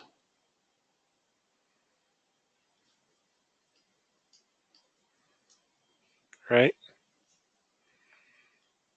And that's kind of all. Just from a Dave EFR guy, I mean, I see a windsock. Not that you would ever use it in 121 ops, but They still tell you what, visual. Yeah, I mean, that was your bread and butter in a light plane. Yeah. I don't care what the the briefing tells you, you always check that sock. Yep. Yep, definitely. Good catch. Oh, something super important that I didn't mention at all, which I feel kind of stupid about mentioning, or not mentioning. What is that number? That is the runway length. Yep, runway lengths. So whether you're on 10 left, 28 right, 20 or 11,870 feet of runway.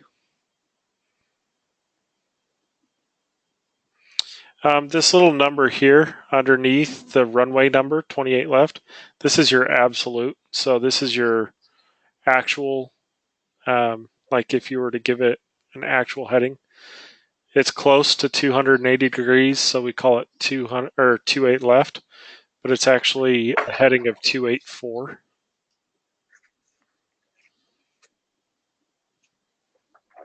Does everybody see those? Yeah. Those might come up in questions at a later time. Wink, wink, hint, hint, nudge, nudge.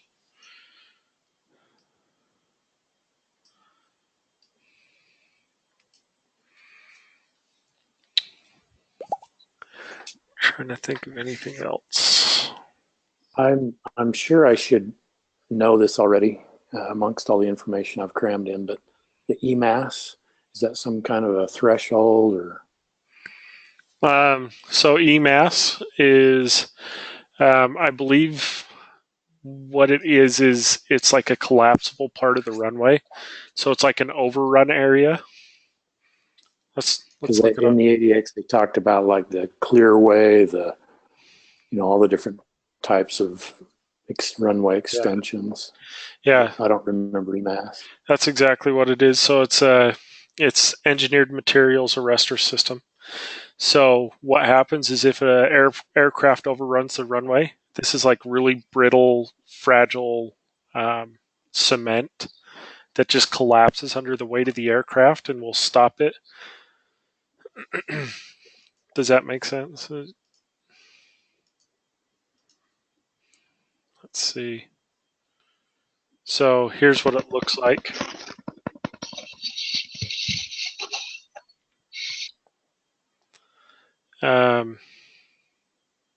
Wow, so that's like an emergency braking system, basically. Exactly. So, the runway truck ramps where it's like 18 inches of gravel, and it just like it's almost like grabbing the semi trucks that are the runway trucks and stopping them. This is kind of the same concept where it's just collapsible material that will stop the plane if it overruns the runway. Good catch. So yeah, it's just telling us that we have EMAS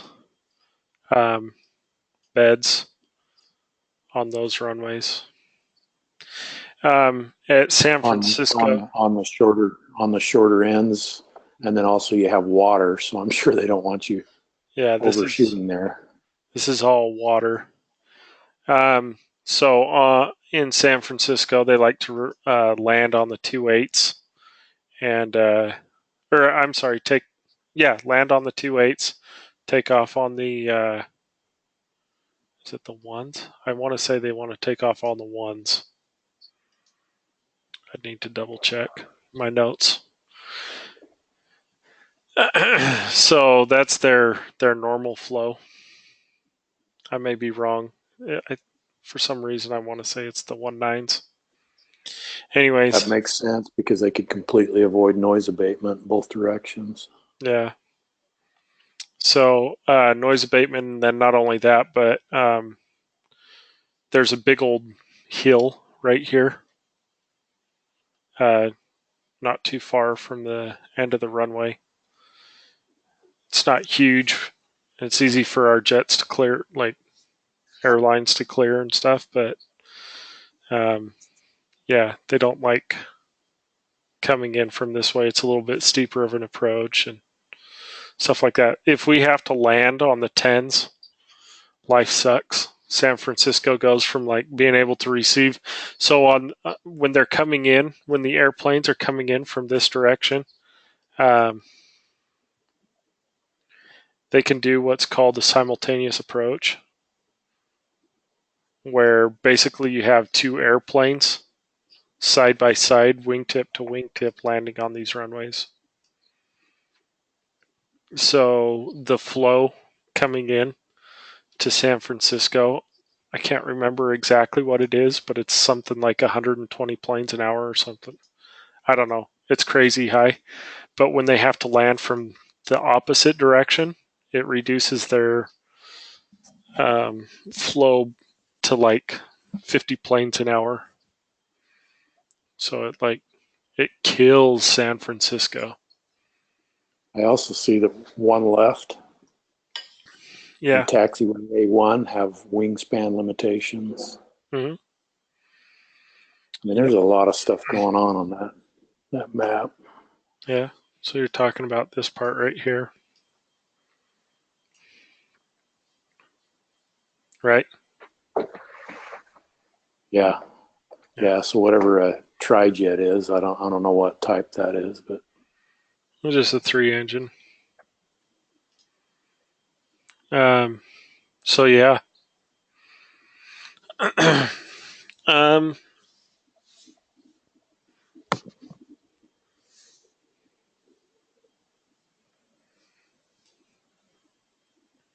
Anyways, so that's the 10.9 chart. Pretty good coverage on that. Probably a little more information than I typically would care to know.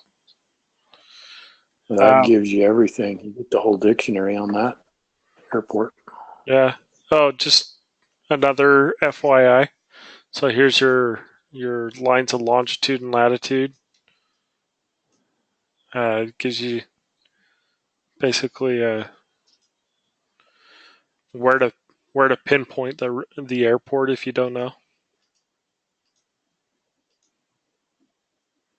So anyways, so this is our 10.9A chart. What we use our 10.9A chart for is if we are using this for an alternate, this tells us the runways, and we don't really care about the minimums that it says here for filing as an alternate. We go off of our own because we're more restrictive. But yeah, it just tells us which runways are authorized for filing as an alternate. You know, basically what happens is if there's an NA, say there was an NA right here, we could not use that for alternate minimums. If there was an NA here, that would eliminate that runway for alternate minimums. We couldn't plan that runway for our alternate. The other thing that it does here that we kind of look at is we're looking at our takeoff minimums. So for runways one left and one right, we have to have 500 RVR if these lights are working. If one of these lights aren't working, we have to use 1,000 feet RVR. Adequate visual reference would be 1/4. And then standard takeoff minimums for a 1 and 2 engine aircraft would be 5,000 RVR or 1 mile. Does that make sense? So when we talk about our takeoff minimums, if we don't have 500 feet RVR for when we're taking off, we have to list what we call a takeoff alternate, right? Do you guys remember what the requirements for our takeoff alternate is?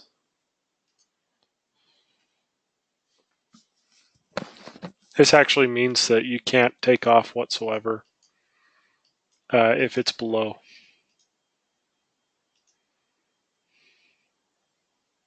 Isn't it the same? Like if it's below, like you can't take off if it's below 2,000 feet. No. So landing minimums are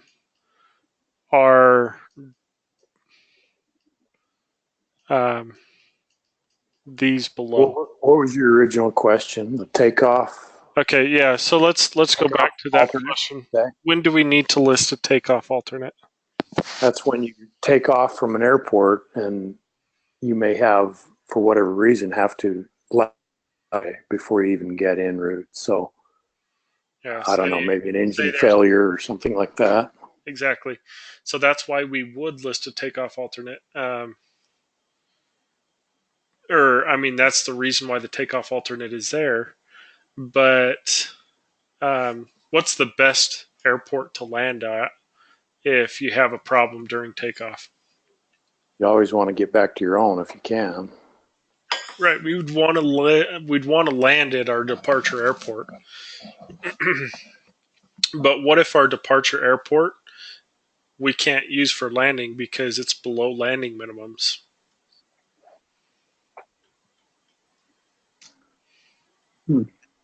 Well, then you're just gonna have to find another airport that Right. has. Yeah. So I answered my question there. What Below happened? landing minimums. Yeah, so when we list a takeoff alternate, we list a takeoff alternate because our airport is below landing minimums. Like we wouldn't be able to turn around and come right back to the airport because the minimums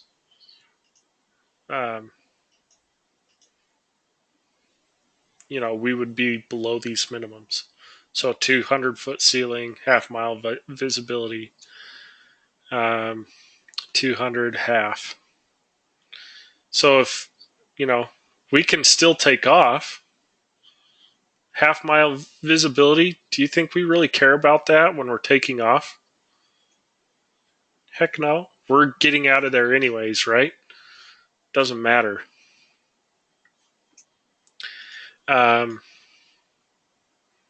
We don't really need to see what's going on when we're taking off. We just have to be able to see, let's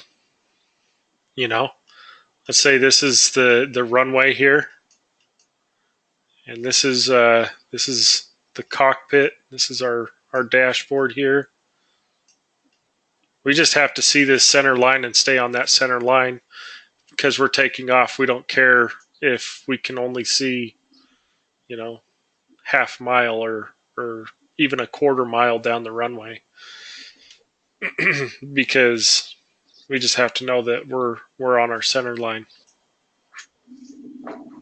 But if we can't land at that airport after we take off, if there's an emergency during takeoff, and we can't turn around and land right back on that runway because the landing minimums are too, we're below landing minimums, then we have to list that takeoff alternate. Does that make sense?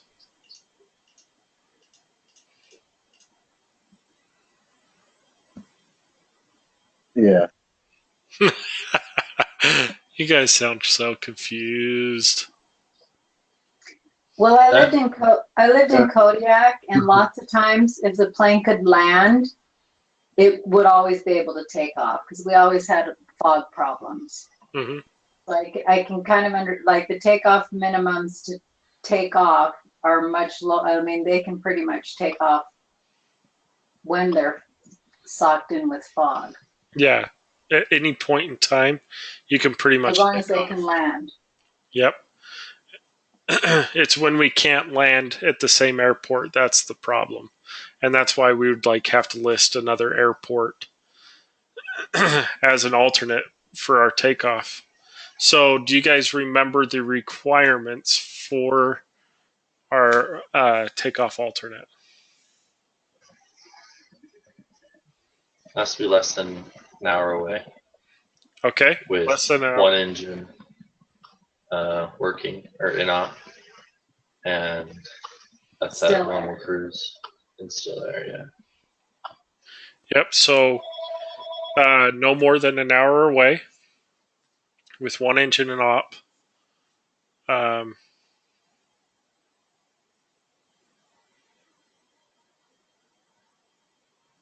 And 40, no. Oh my gosh. I went to a destination alternate. Yeah, so it has to be less than an hour away with one engine in op.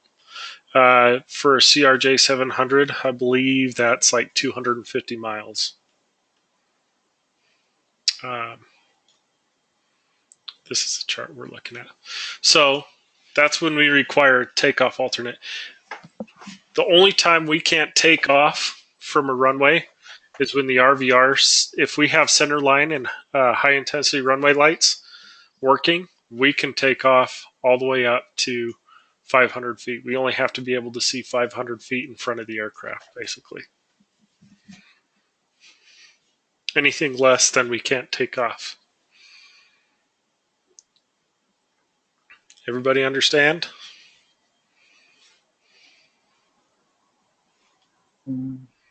Yeah, sir. It's kind of getting back to me now. It's getting foggy. Is that what you're saying? No, I had a question though, Garrett. Uh-huh. Can the pilot in command, can he supersede that rule, like for like say he does have one engine fail and like or something worse and doesn't think he can go to his alternate? Can he just turn right back around and try to land at that airport, or does he have to go to his alternate? You know, if it's an emergency, he can do whatever he wants to do. Basically. Yeah, that's what I thought. I was just curious. I mean, he can land in the Hudson if he has to, right? Kind of like Captain Sully. It's very rare, like extremely rare, that you will have an airport that you can't, or like there'd be, it'd take an extremely extraordinary circumstance to not be able to make it to your takeoff alternate. Does that make sense? Like losing an engine, the plane still flies. Just not very well. Not very efficient at all. And it puts a lot of stress on the other engine and, you know, can cause problems. But that's why we penalize it with one engine in op, is because that's without losing the other engine, that's pretty much worst case scenario, right?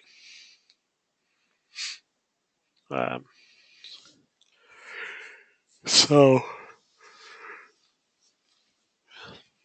does that answer your question? Sorry, I'm really good Yeah, at no, it. you did. Thank you. Yeah, to his point though, I mean, that's what's been so hard for me in this class is to deprogram what I did learn back in the day, because it's entirely different from what I'm being taught in the 80X and 121. I mean, you want to get back to that airport that you just took off. Mm-hmm. That's ideal. In my world, you just turn right around and take a 45 runway, the first runway. Mm-hmm. I mean, get on the ground right now. But when you've got two engines or multi-engine aircraft, it's a whole different game. Well, and even then, you know, like it's really no different. If I lost an engine, if I lost an engine, regardless of what aircraft I'm in, and I just barely departed, heck yeah, I'm circling and coming right back down, landing on the same runway, you know? Yeah, all I'm watching is to try not to have an accelerated stall, kicking around as hard as I can to get back to a runway. But yeah, I don't know. But it just, and also on that video we saw where he shot past LAX and he heard those things going on and control problems, but yet kept extending that downwind. I'm like, what is he doing? You know, Yeah. and I'd be just like beeline it straight to any runway, because you never know. I mean, you lose one engine, there's a reason. I mean, it could poison your second engine. They're just kind of scary. Yeah, definitely. But the only time that we don't want to just like turn around and go back is when, we have like a low level of clouds that is below our landing minimums. Basically, when it's not safe to land back at that same airport. Then we find another airport over here that we can just come back down to. I saw a twin aircraft when we were sitting there on a Saturday morning waiting for our, wet lease to return. So we were just having a cup of joe sitting in front of the airport, enjoying the sun. And we saw a twin take off. And those big twins, have a lot of torque on those engines going on. And he lost an engine on takeoff. And you can hear when a twin loses an engine, the sound changes, and the tower, you can hear the tower broadcast. They do it on the PA system, much to the demise or chagrin of a troubled pilot. But yeah, we just saw it all happen right there, and he lost that engine, and it almost completely flipped the plane over because he didn't even have time to feather the prop or power the other engine accordingly to trim it. So it almost flipped his plane right over at no more than probably 300-400 feet in the air. And he pulled a heck of a recovery without stalling the airplane, and was able to dogleg that thing around and take the 45 on the next runway and land that. Man, I thought he was dead for sure. So it's just very rare to see that happen. Yeah, that'd be pretty incredible. And when you're talking props, props are a completely different story as far as that goes. With a jet engine, yeah, you have a little bit of yaw, loss in yaw, but you don't have the P factor that a prop has. Jet engines don't really produce a P factor, and when I say P factor, what we're talking about is you got a propeller at the front of your airplane here.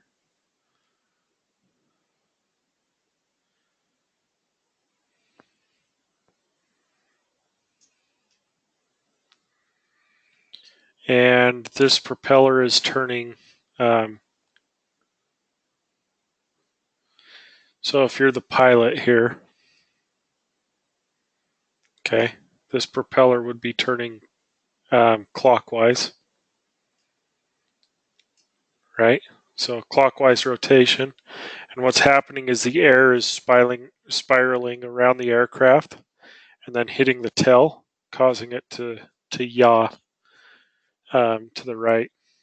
The torque that's produced by the engine is what kind of kicks the airplane. So whenever you're taking off in a prop-driven airplane, you have to give it a little bit of left rudder.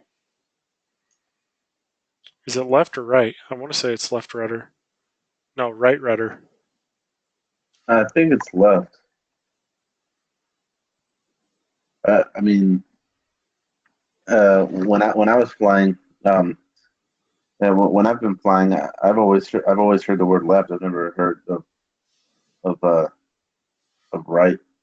The easy way to think about it is it unwinds the airplane. So your prop's always turning to the right, unless you've got a twin.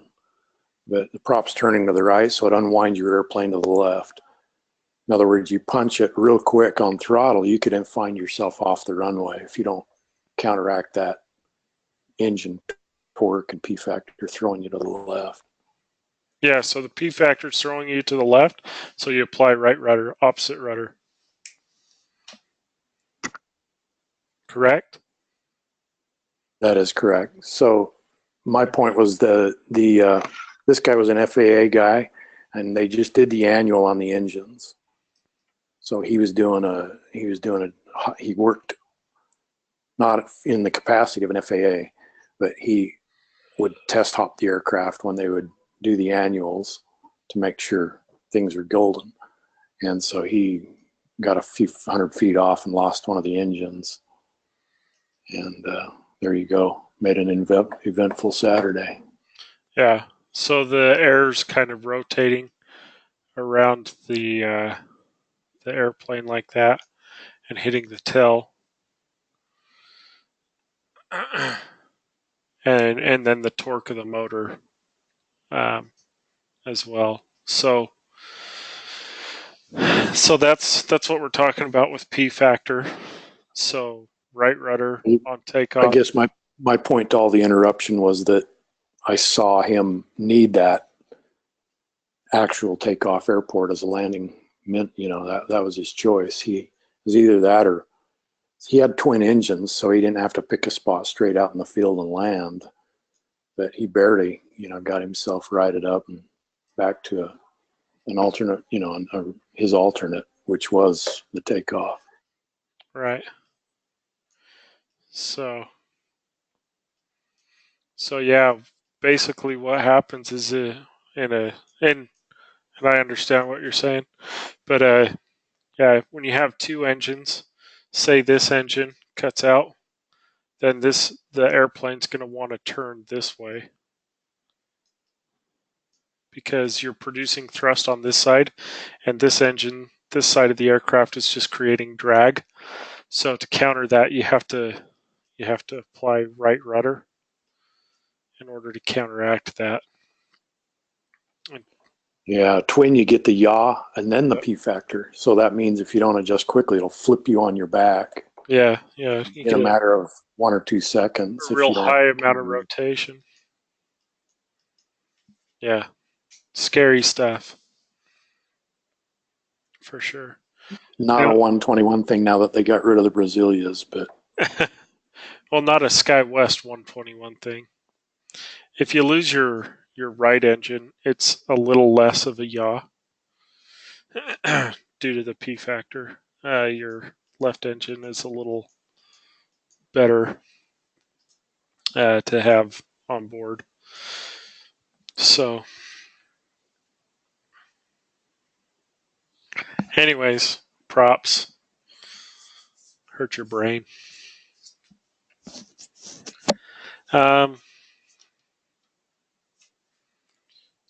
Yeah, so getting back to these 10.9A charts, like I was saying before, this gives us a runway. This gives us our takeoff minimums, okay? Our takeoff minimums right here for each one of our runways. So, as you can see, 500 feet is well below a half mile, which would be our landing minimums. So we can pretty much take off in anything. You don't see RVR report below 500 very often.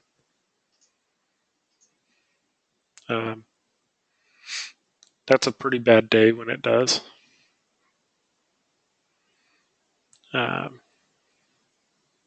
But yeah, that's just how you read this chart.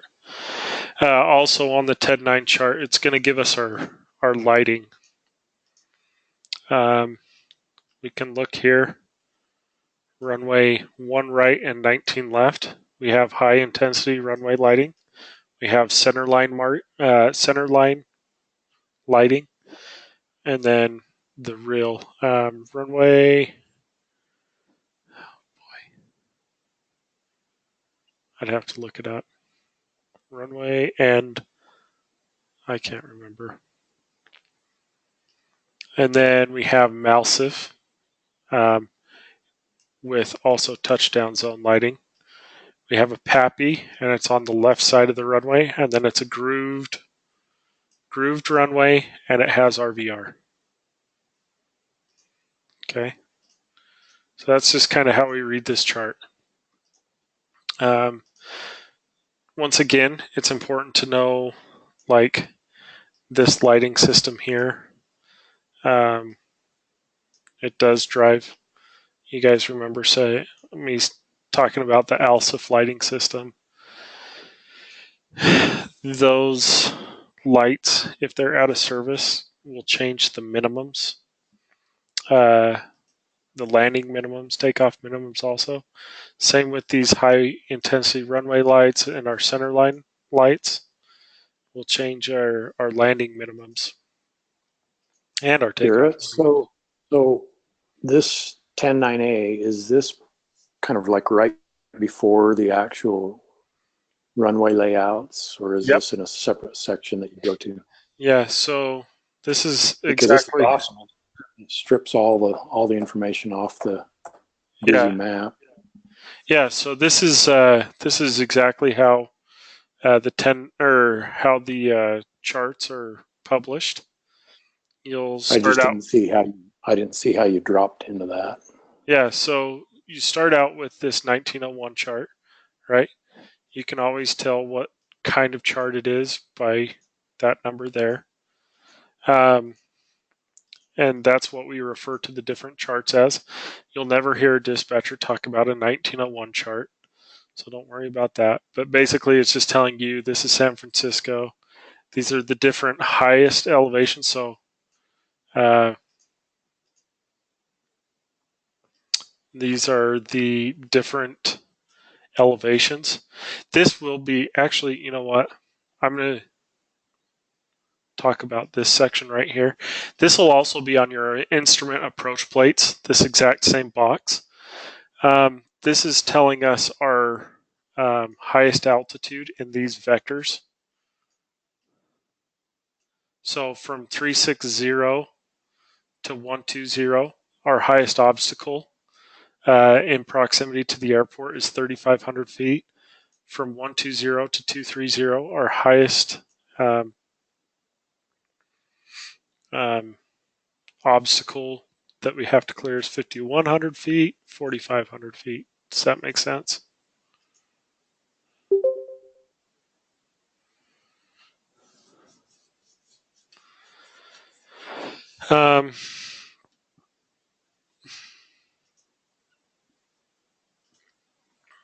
Yeah, so that's kind of important there to know that box. That's an important box. Although that's obstacle altitude, so would that be like at the beginning of the approach? That's pretty high, like 40. Well, not the beginning, but 4,500 feet. That's depending on. We're at sea level at SFO, so like 4,500 feet. So that's the minimum sector altitude is what that stands for. And yeah, it's like it's talking about I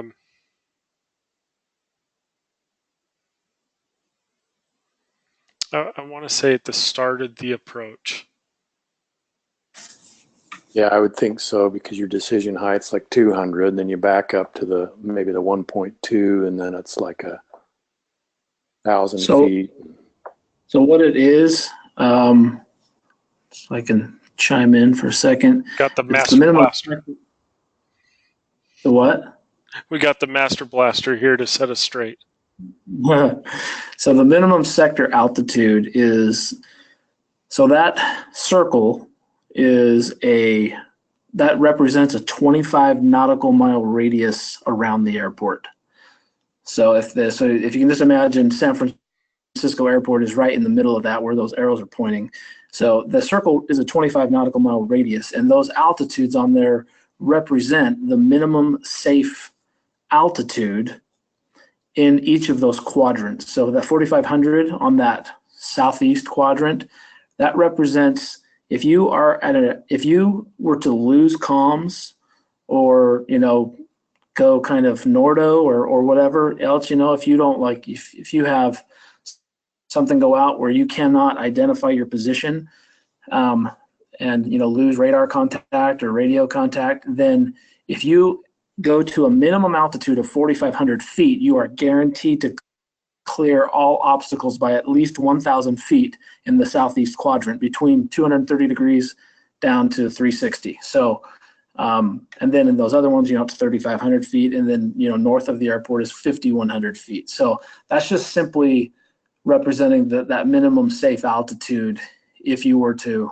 lose comms or whatever, to so where that if you go to at least that height, you're going to clear all obstacles in that area. There we go. That's where I was missing, was the distance from the airport. So did you say 20 or 25? 25. Yep. So yeah, 25.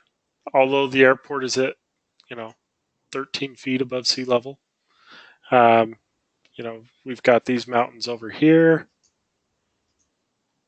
There's also mountains up north here. There's mountains over here.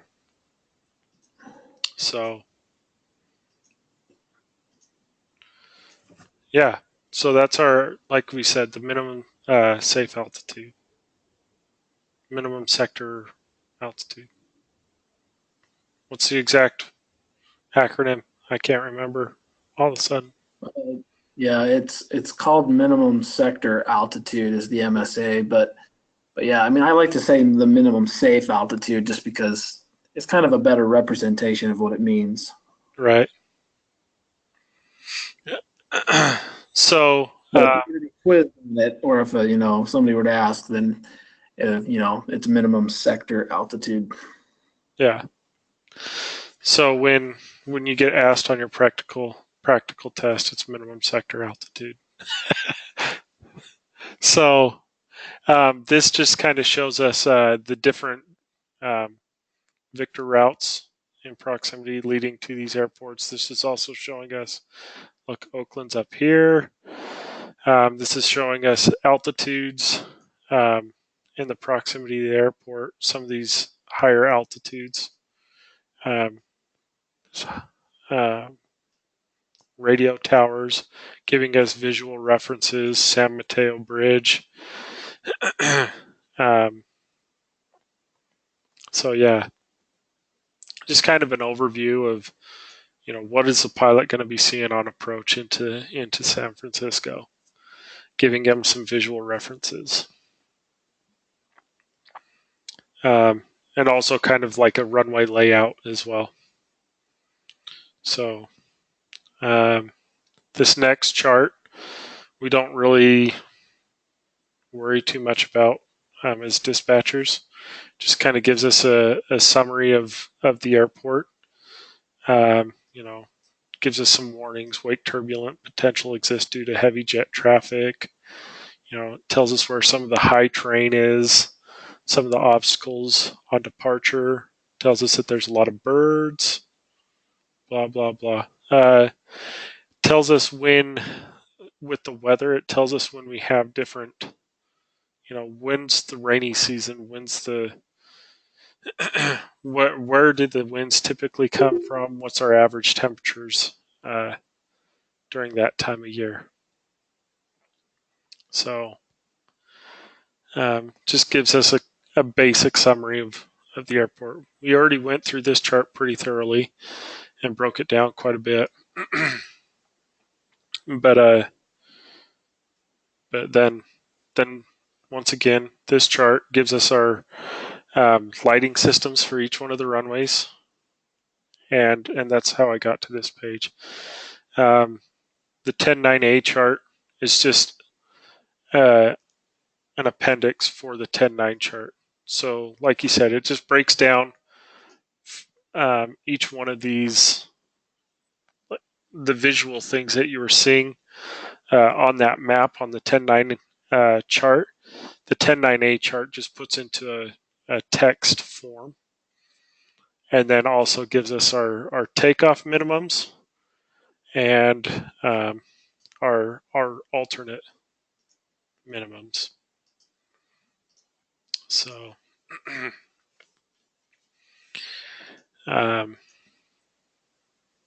yeah, so now you know where to find those charts. when we're talking about the stars. So star charts come next.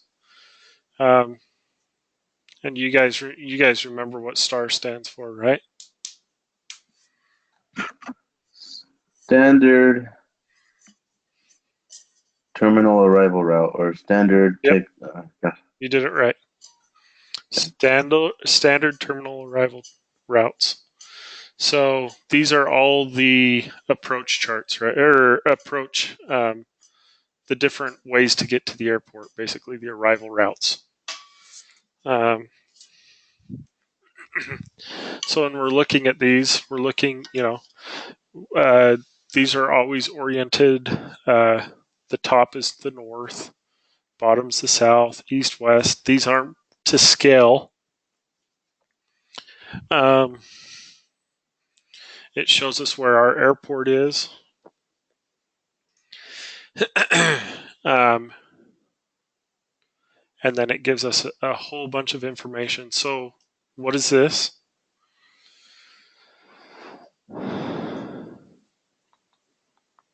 That's the VOR. Yep. These are the VORs, right? Exactly. So that being said, what does this mean?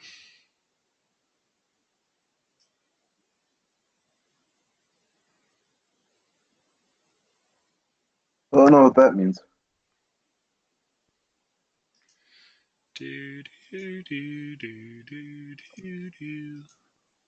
Oh, wait. No, that can't be right. What I was thinking. I was thinking DH decision height, but that can't be right. Is it the route that it's connected to? No. Anybody?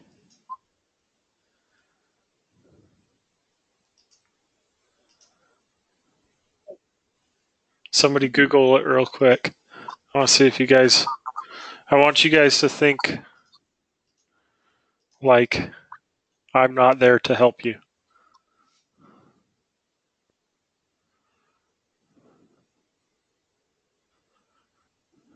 So this is our VOR identifier box.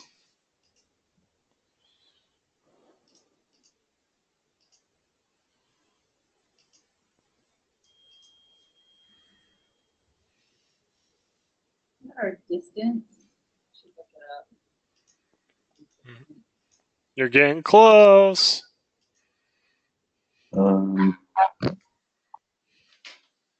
DME. Yay. Okay. DME equipped. Okay. What does the H stand for?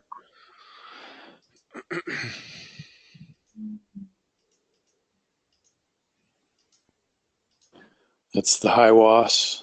Yeah, so it's a no, it's not high WAS. Oh, It's a high That's up in the other VOR. corner. Yeah, high WAS will be up here. So it's a high VOR. So what's the service volume of a high VOR?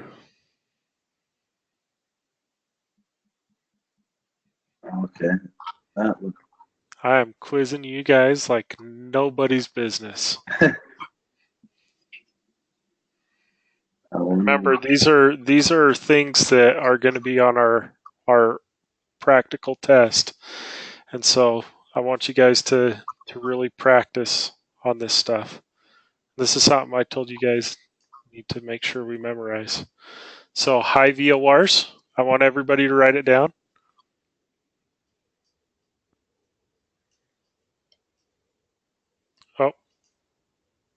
Oh, I think I know. no. 130 nautical miles.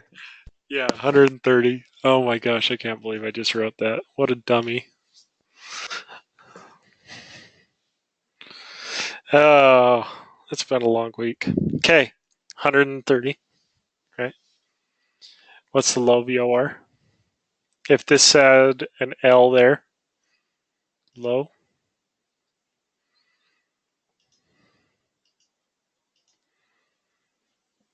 40. Yeah, 40. There we go. And a terminal. Say it was a T there.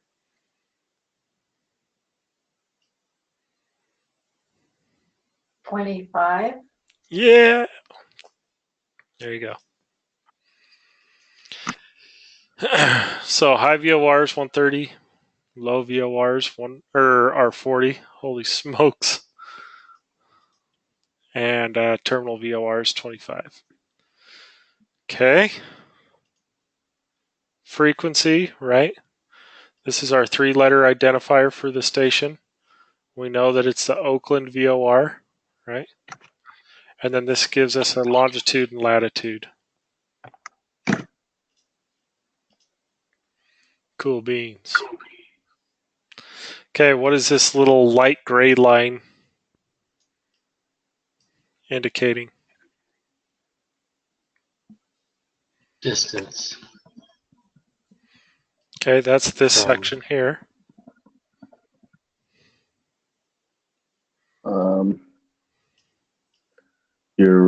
Your radial line. Yeah. So these are our radials off of these VORs. So we've got our Oakland VOR and we got our Woodside VOR, and they're each pointing to this waypoint here, right? So what it's telling us is that off of the Oakland 151 radial at a distance of 16.1, so when we're 16.1 nautical miles from the Oakland VOR and 7.4 miles off the 38-degree radial of the Woodside VOR, that is the Menlo waypoint. Does that make sense?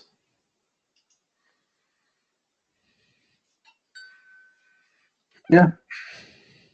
So, that being said, what happens is we can see here by these arrows, right? This is the direction of flight. So we're approaching San Francisco from the south, and we're flying in a northerly heading, north heading. Okay, so we're flying along here. This is giving us our headings here. 151. What is this right here? Holding pattern. Yep, call it a racetrack. Holding pattern. Okay, these are our waypoints, right? What is this?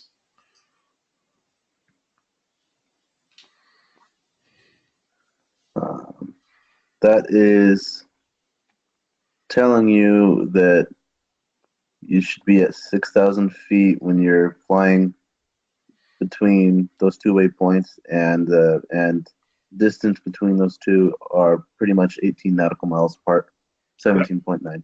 Yeah, 17.9. So we want to be exact there. But yeah, exactly. You want to be at 6,000 feet. And the distance from Boulder to Menlo is 17.9 miles. Good. You can see here that this entire arrival is, oh man. So this entire arrival is based off the Oakland 151 arrival, or Oakland 151 radial. And we find these waypoints based off of either the distance or these other VORs are giving us radials as well. So pretty much from Carmi to Menlo, Oakland 151 radial. So this is giving us total distance, right? So Yes. at this point, we are 77.9 miles from the Oakland VOR At this point, we would be 60 miles from the Oakland VOR. At this point, we'd be 44, 34, and the last one, 16.1. Okay. Like Matt said, this is the altitude we fly that leg at. 7,000 feet for this one, 16 nautical miles at this distance, I 9,000. have a question for the altitudes at the distances. I mean, it just seems a little low. It just seems a little low for them to to fly 9,000 feet at 9,000 feet when they're 77.9 nautical miles away from the airport. That's what you know what I'm saying? Well, they're 77.9 nautical miles away from the Oakland VOR. Remember, this isn't to scale. That's one thing you got to remember. The Oakland VOR is just saying that it's somewhere off this point of the airport. Okay.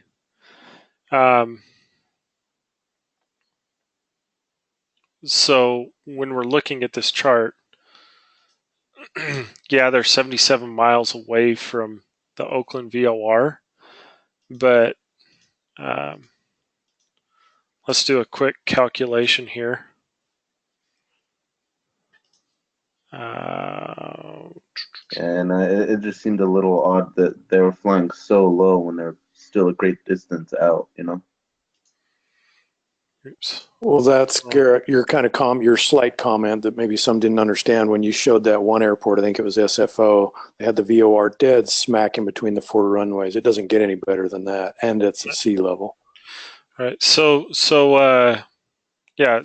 remember, San Francisco is virtually at sea level, and at 77 miles in when you're doing 250 knots is only 18 minutes. So it's pretty quick. Okay. So it just seems a little low, but really, in reality, you're getting there, faster than it looks. Yeah. So 77 miles in a car sucks. In an airplane, 77 miles is a blink of an eye. Oh, yeah. And you're descending, so you're 9,000 feet above the airport virtually at this point. And in 18 minutes, you're going to be at Menlo on final approach coming into San Francisco. So, and remember, at Menlo, you're still 6,000 feet above the ground. So,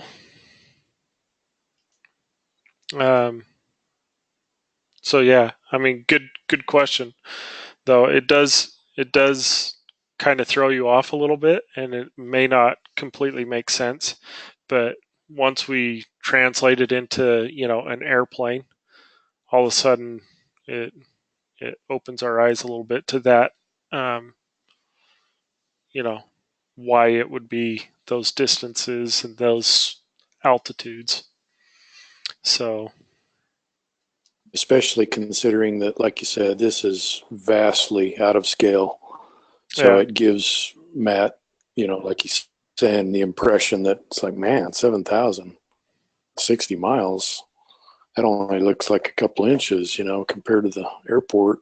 It's unlike the maps. This has nothing to do with reality. Yeah, as far as distance goes and scale goes, for sure. But you can only fit so much on an approach chart. So I mean, exactly, it's not the distances of a line that looks like on the paper on the chart that makes it look like we're going to get there in a jiffy. I understand that they have so much space on a paper that they just say, okay, that's how many miles is on between those lines. Right. Yeah. So yeah, just going back, there's a low VOR, Big Sur. Okay. DME equipped.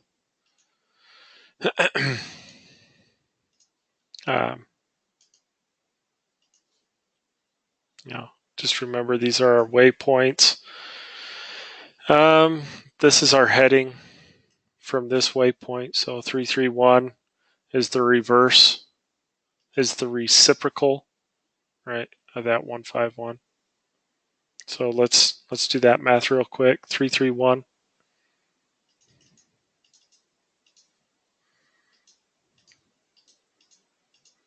Hey, look at that, it adds up. So, you know, what it's saying is at this point we're flying the 309 radial from the Big Sur VOR. But once we hit Carmi, which is, you know, off the 210 radial of the Salinas VOR and off the 151, basically what it's saying is, you know, once we get to that point, we'll be able to pick up Oakland here. And that's our waypoint, is that Carmi waypoint. And that's where we'll make the turn to the 331. That's what direction we'll be heading.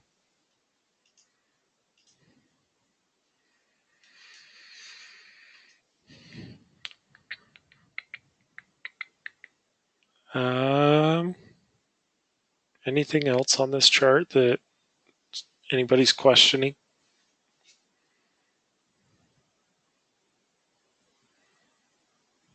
So I know there's questions on the ADX about the distance and time that these holding patterns are. We don't really care about that so much, but just, you know, for your knowledge, is basically he'd start his holding turn. He'd do a standard 2-minute turn at Angie. Once he hit the 151 radial or 151 degrees on that turn, so he's flying 331. He starts his turn, his 2-minute turn to 151. And once he hits 151, he'll level out for a minute, and then he'll turn back at a 2-minute turn rate to get back on the 331. So he's just sitting there doing circles.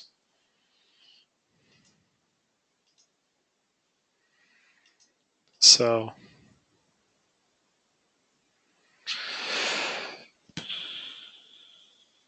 I think we've covered that chart pretty well.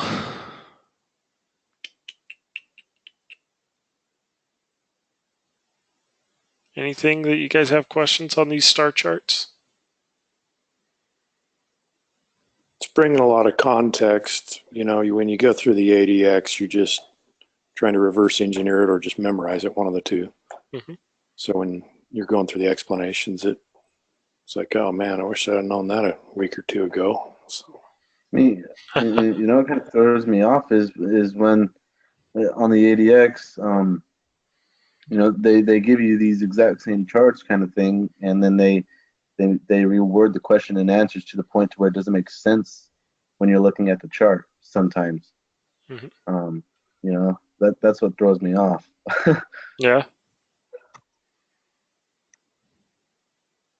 I enjoy the weather section where they give you the chart that's so small and like from the 70s that you can't even tell if those are dotted lines for a weather pattern or whether it's a guy that dropped his donut crumbs all over the page before he copied it. So it's like, geez, I don't know.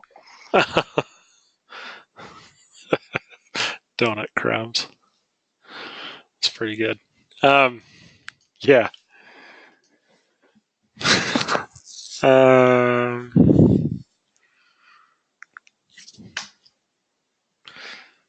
So we covered that one chart really well. So this one has a whole bunch of VORs, right?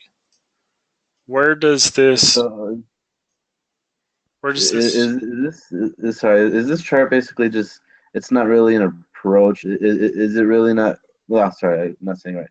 Is this page basically just telling you where every VOR is on around that area, or is it an actual arrival page? No, it's actual arrival page, right? So we're looking at this page. Oh, okay. Oh yeah, Golden Gate 7 arrival.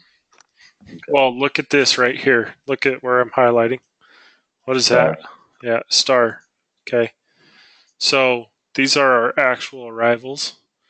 And when we list these on our IFR flight planning, this is how we'll list it, is this golden 7 here. Okay, so they're basically not doing any putting any waypoints in. They're just go from VOR to VOR is what I'm getting out of it. No. No? Oh. So we're going to go over this chart here a little bit because on this other chart that we just looked at,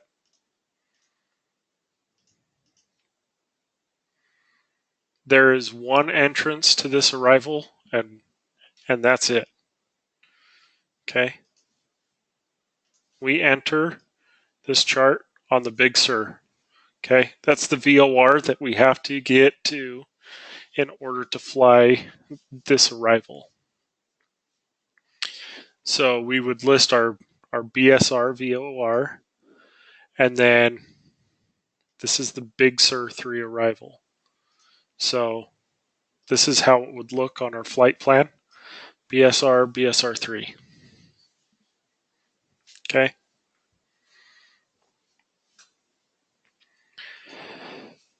When we're looking at this, erase those again. So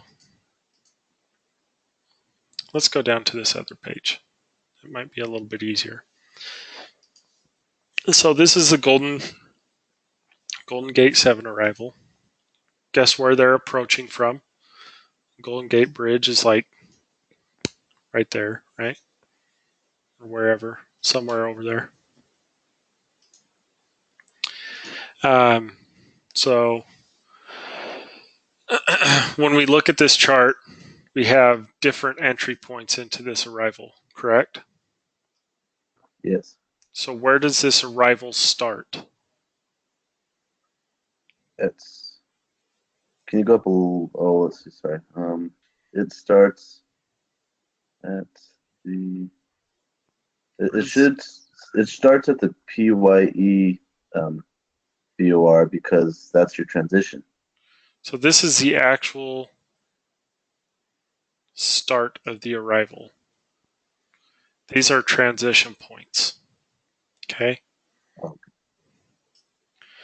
And the way we know that, the way we can see that on this chart is these dotted lines are showing us transition, right? Whereas this, when it turns into a solid line, that's the actual arrival. Okay. So that being said, we can list any of these that has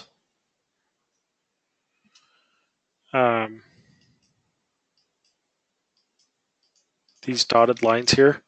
We can list any of these VORs as our transition point for the arrival. Does that make sense? Can we list this one? Skags? No. Why? It doesn't have the dotted lines, but it's also just to vector you to your transition points. So it's just telling us, well, be careful about your wording there. Not vector, but just an intersection helps you tell where your intersections are. Yeah, your different intersections, your waypoints here. So it's just Aren't giving those radials? Yeah, so it's giving you radials. Kind of, it's there for reference. This is a reference VOR. So it's giving us the radials at which we'll cross. So we're flying on the PYE 303 radial. No. 123 radial. Sorry. 303 off San Francisco. Anyways, so we're flying the PYE off the 123 radial. And when we cross the 203 radial of the Skags VOR, that's when we know that we're at Lozitz. And then once we pass the 171 radial, that's when we know we're at Duxby. Okay. um, so this is just a reference VOR. We call, like I said before, we call these points out here, these are our transitions. Okay. So we can enter this arrival from any one of these VORs on the outside here. Now we can't enter at Williams VOR. Okay. We need to enter at Mustang, Red Bluff, Roseburg, or Fortuna. Does that make sense to everybody? Does anybody have questions on that? Not so much this one, but the one above, it listed it. I think I caught up in the very top right corner of the previous page. Wasn't it a transition of 18,000? Is that what that acronym was? So like if you're heading into the Rosenberg, they identify that transition altitude. So that's for, I didn't see what. So that's is that approach? Yeah, so that's for this arrival chart. You need to cross over this VOR at 18,000 feet and descend down to 10,000 feet.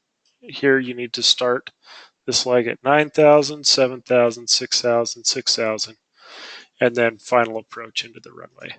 Right. I saw it just as you glazed by it, and I didn't trying to find out where that transition point was. So that's okay, where this makes more sense now. That's where you start the arrival at. Okay, flight level, transition altitude. That's where you start the arrival. So when you cross Big Sur, you're at 18,000 feet. 10,000, descend down to 10,000 over Carmi. You need to cross Angie at 9,000. You need to cross Skunk at 7,000. Crossing Boulder at 6,000, crossing Menlo at 6,000, and then start your approach. Okay, yeah, what I was getting to, I know it now, but what I was getting, you know how I was telling you earlier how, it just seems a little weird how they're so low and that many miles out. Well, what he just said, with the transition altitude at 18,000 feet, now I know that, so that VOR is 18,000 feet, and the 10,000 right there, it doesn't mean you have to fly that altitude between those 2 points. It means you have to descend down to that altitude as you're flying through those. You've got to cross. Yeah, cross. Oh, hold on.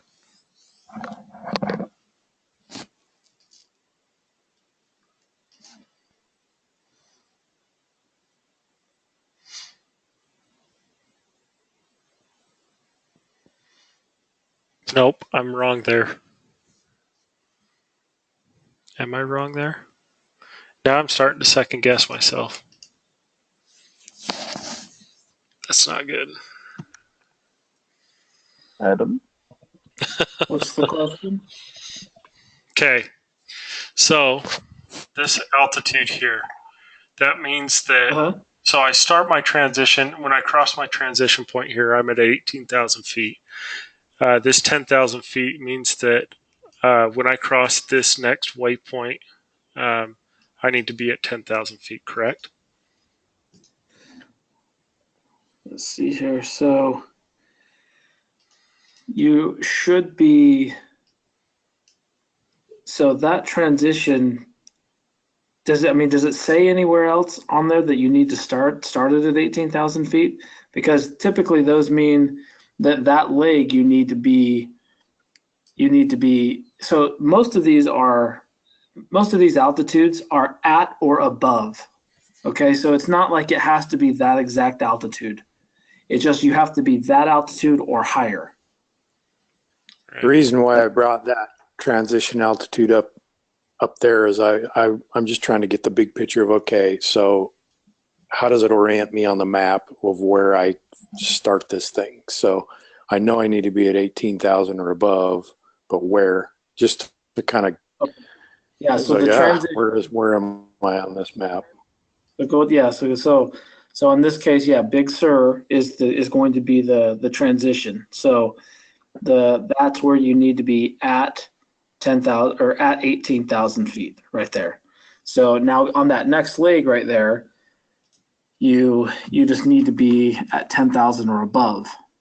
So, and then the one after that, 9 or above, yeah, 7 or above. So, but typically ATC is going to be, you know, kind of stepping you down on each of those intersections there. But yeah, it's really just meant to be that's the minimum altitude. So I'm having flashbacks of doing some Green Needles routes at work, but the yes. So basically, what this is saying is, in order to do this arrival, you need to be capable of doing that 18,000 feet. You have to be at 18,000 feet when you cross Big Sur. Because if you're kind of thinking about it three-dimensionally, it's like this luge run. It's a pipe, not only laterally but vertically too. And if you can't make that 18 at that location, it's not happening. Yeah, you cannot do this approach if you cannot cross this point at 18,000 feet. And then that just starts that, like you said, that luge run down into the airport. Okay. So each one of these legs. I just want to be able to explain myself to the examiner when he asked me this information. So a really good example of what I was just talking about too is, you notice up here at Skunk intersection, how it has that comment, expect to cross at or below 12,000, even though the leg before that says 7 and the one after says 6. So those are just simply the minimum altitudes, but it's telling us right there that you'll be no higher than 12, and then the next one is no higher than 10. Okay. So basically, just I just want to be able to explain it to the examiner, like he said. So I would just say that these 6,000, 7,000, those are just the altitudes at which you cannot descend lower than that. So you would just tell him, or you know what? You're not even going to have to explain it like that to him. What he's going to do is he's going to say, what's the minimum altitude for the leg between Skunk and Boulder? And you'll have to say 6,000 feet. Oh, okay. That's all you're going to have to do. I just thought a very logical question would be, show me where the transition point is for 18,000 feet, or what does this mean up in the right box? I just want to be able to have at least that level of understanding. Definitely. So, and like I said right here, and when you're talking about transitions, you also saw it right here as well, right? That means that at any of these points, you have to start that arrival at 18,000 feet. You have to be at or above 18,000 feet. And that's what I was struggling with, is I didn't really grasp that. That's why I was saying 18,000. So which one does that mean? It didn't identify. And that's what was throwing me off, is it just said 18,000. I'm like, oh, okay. So where? And you got to remember, these are your... I appreciate that point. That just clicked for me. Yeah, you got to remember that these points out here with the dotted lines, remember that this VOR is your transition point. And one thing easy just to remember regarding stars is that the transition altitudes are always 18,000 feet on every star unless otherwise noted on the chart. Yep. So yeah, that's kind of why we're going over this, is because that first one doesn't have multiple transitions. It starts at Big Sur. It's the Big Sur 3 arrival. It starts at Big Sur. Big Sur is the only transition point, whereas the Golden Gate 7 arrival has multiple transition points. So we can enter this route from any one of these transition points. We can start our arrival. But what that means as well is that the actual arrival doesn't start until Point Reyes. Okay. You can, once again, you can see that by the solid line here. The solid route is the actual arrival into the airport. So thanks for the patience. Again, memorizing this on the ADX information is a long. I remember, to Adam's point, the 18,000 transition, but when you're actually having to point it out, that's a whole different ball. And I'm going to show you guys just kind of a little cheat here when we're actually telling you guys to do your flight plans. Not that it's really hard to, and it's not intuitive already, but if you're going to use the Golden Gate 7 arrival and you're going to enter at Fortuna, this is the way that it's written on your IFR flight plan. FOT.GOLDN7 and then .SFO, KSFO, right? So we'll get into what I just said actually means, but anyways, so these transition points, this is where we're entering our arrival. Who can tell me what this sign right here means? And what these numbers mean? That's the switchover for the radial switchover. So the VORs, right? The VOR switchover, I should say, from one to the other. Yeah, we call it a switchover point. You're exactly right. It's what it's telling us is that when we're 78 miles from the Fortuna VOR and 90 miles from the Point Reyes VOR, this is our transition point. This is when we switch from the FOT arrival or FOT VOR to the Point Reyes VOR. That's the actual switchover point. Kind of the rule of thumb when you're first learning your flight planning is, I just switch over halfway through when I'm half the distance between the two VORs. This is giving us an actual switchover point and telling us where we're going to receive the best signal, basically. Does that make sense? So, good catch. So, let's see. What are some of the other things that we're seeing on this chart that we didn't see before?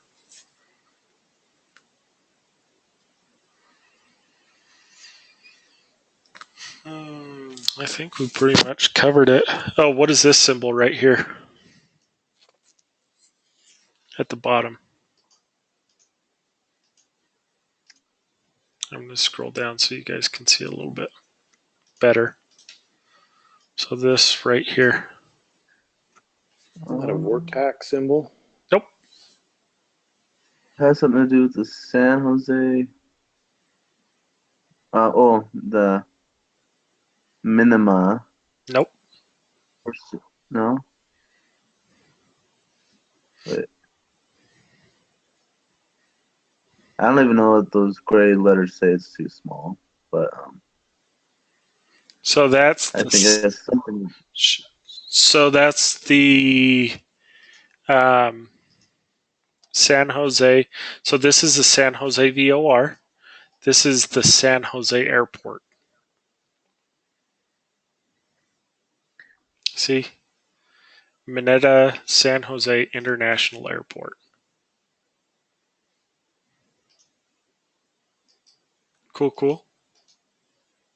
Yeah. Trying to think of anything else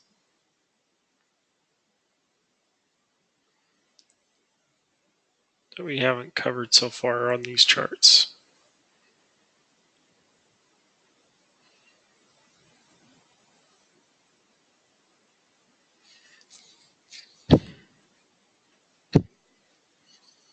So that's star charts. We've covered the first half of these JEP charts. we've covered Notams. We did some more of that practice. I'm going to post another practice for you guys as far as legal to go. Does it require an alternate? I'm going to post another practice there. As we get a little further in here, like I said, we're going to start throwing Notams in there. We're going to Notam something out. You're going to have to figure out, what are my landing minimums? And then you're going to have to make a legal to go decision off of your landing minimums. Things like that. Any questions? Nope. Drinking from a fire hose again tonight? Except for it makes a little more sense now that we've been through almost all the class and what certain things mean.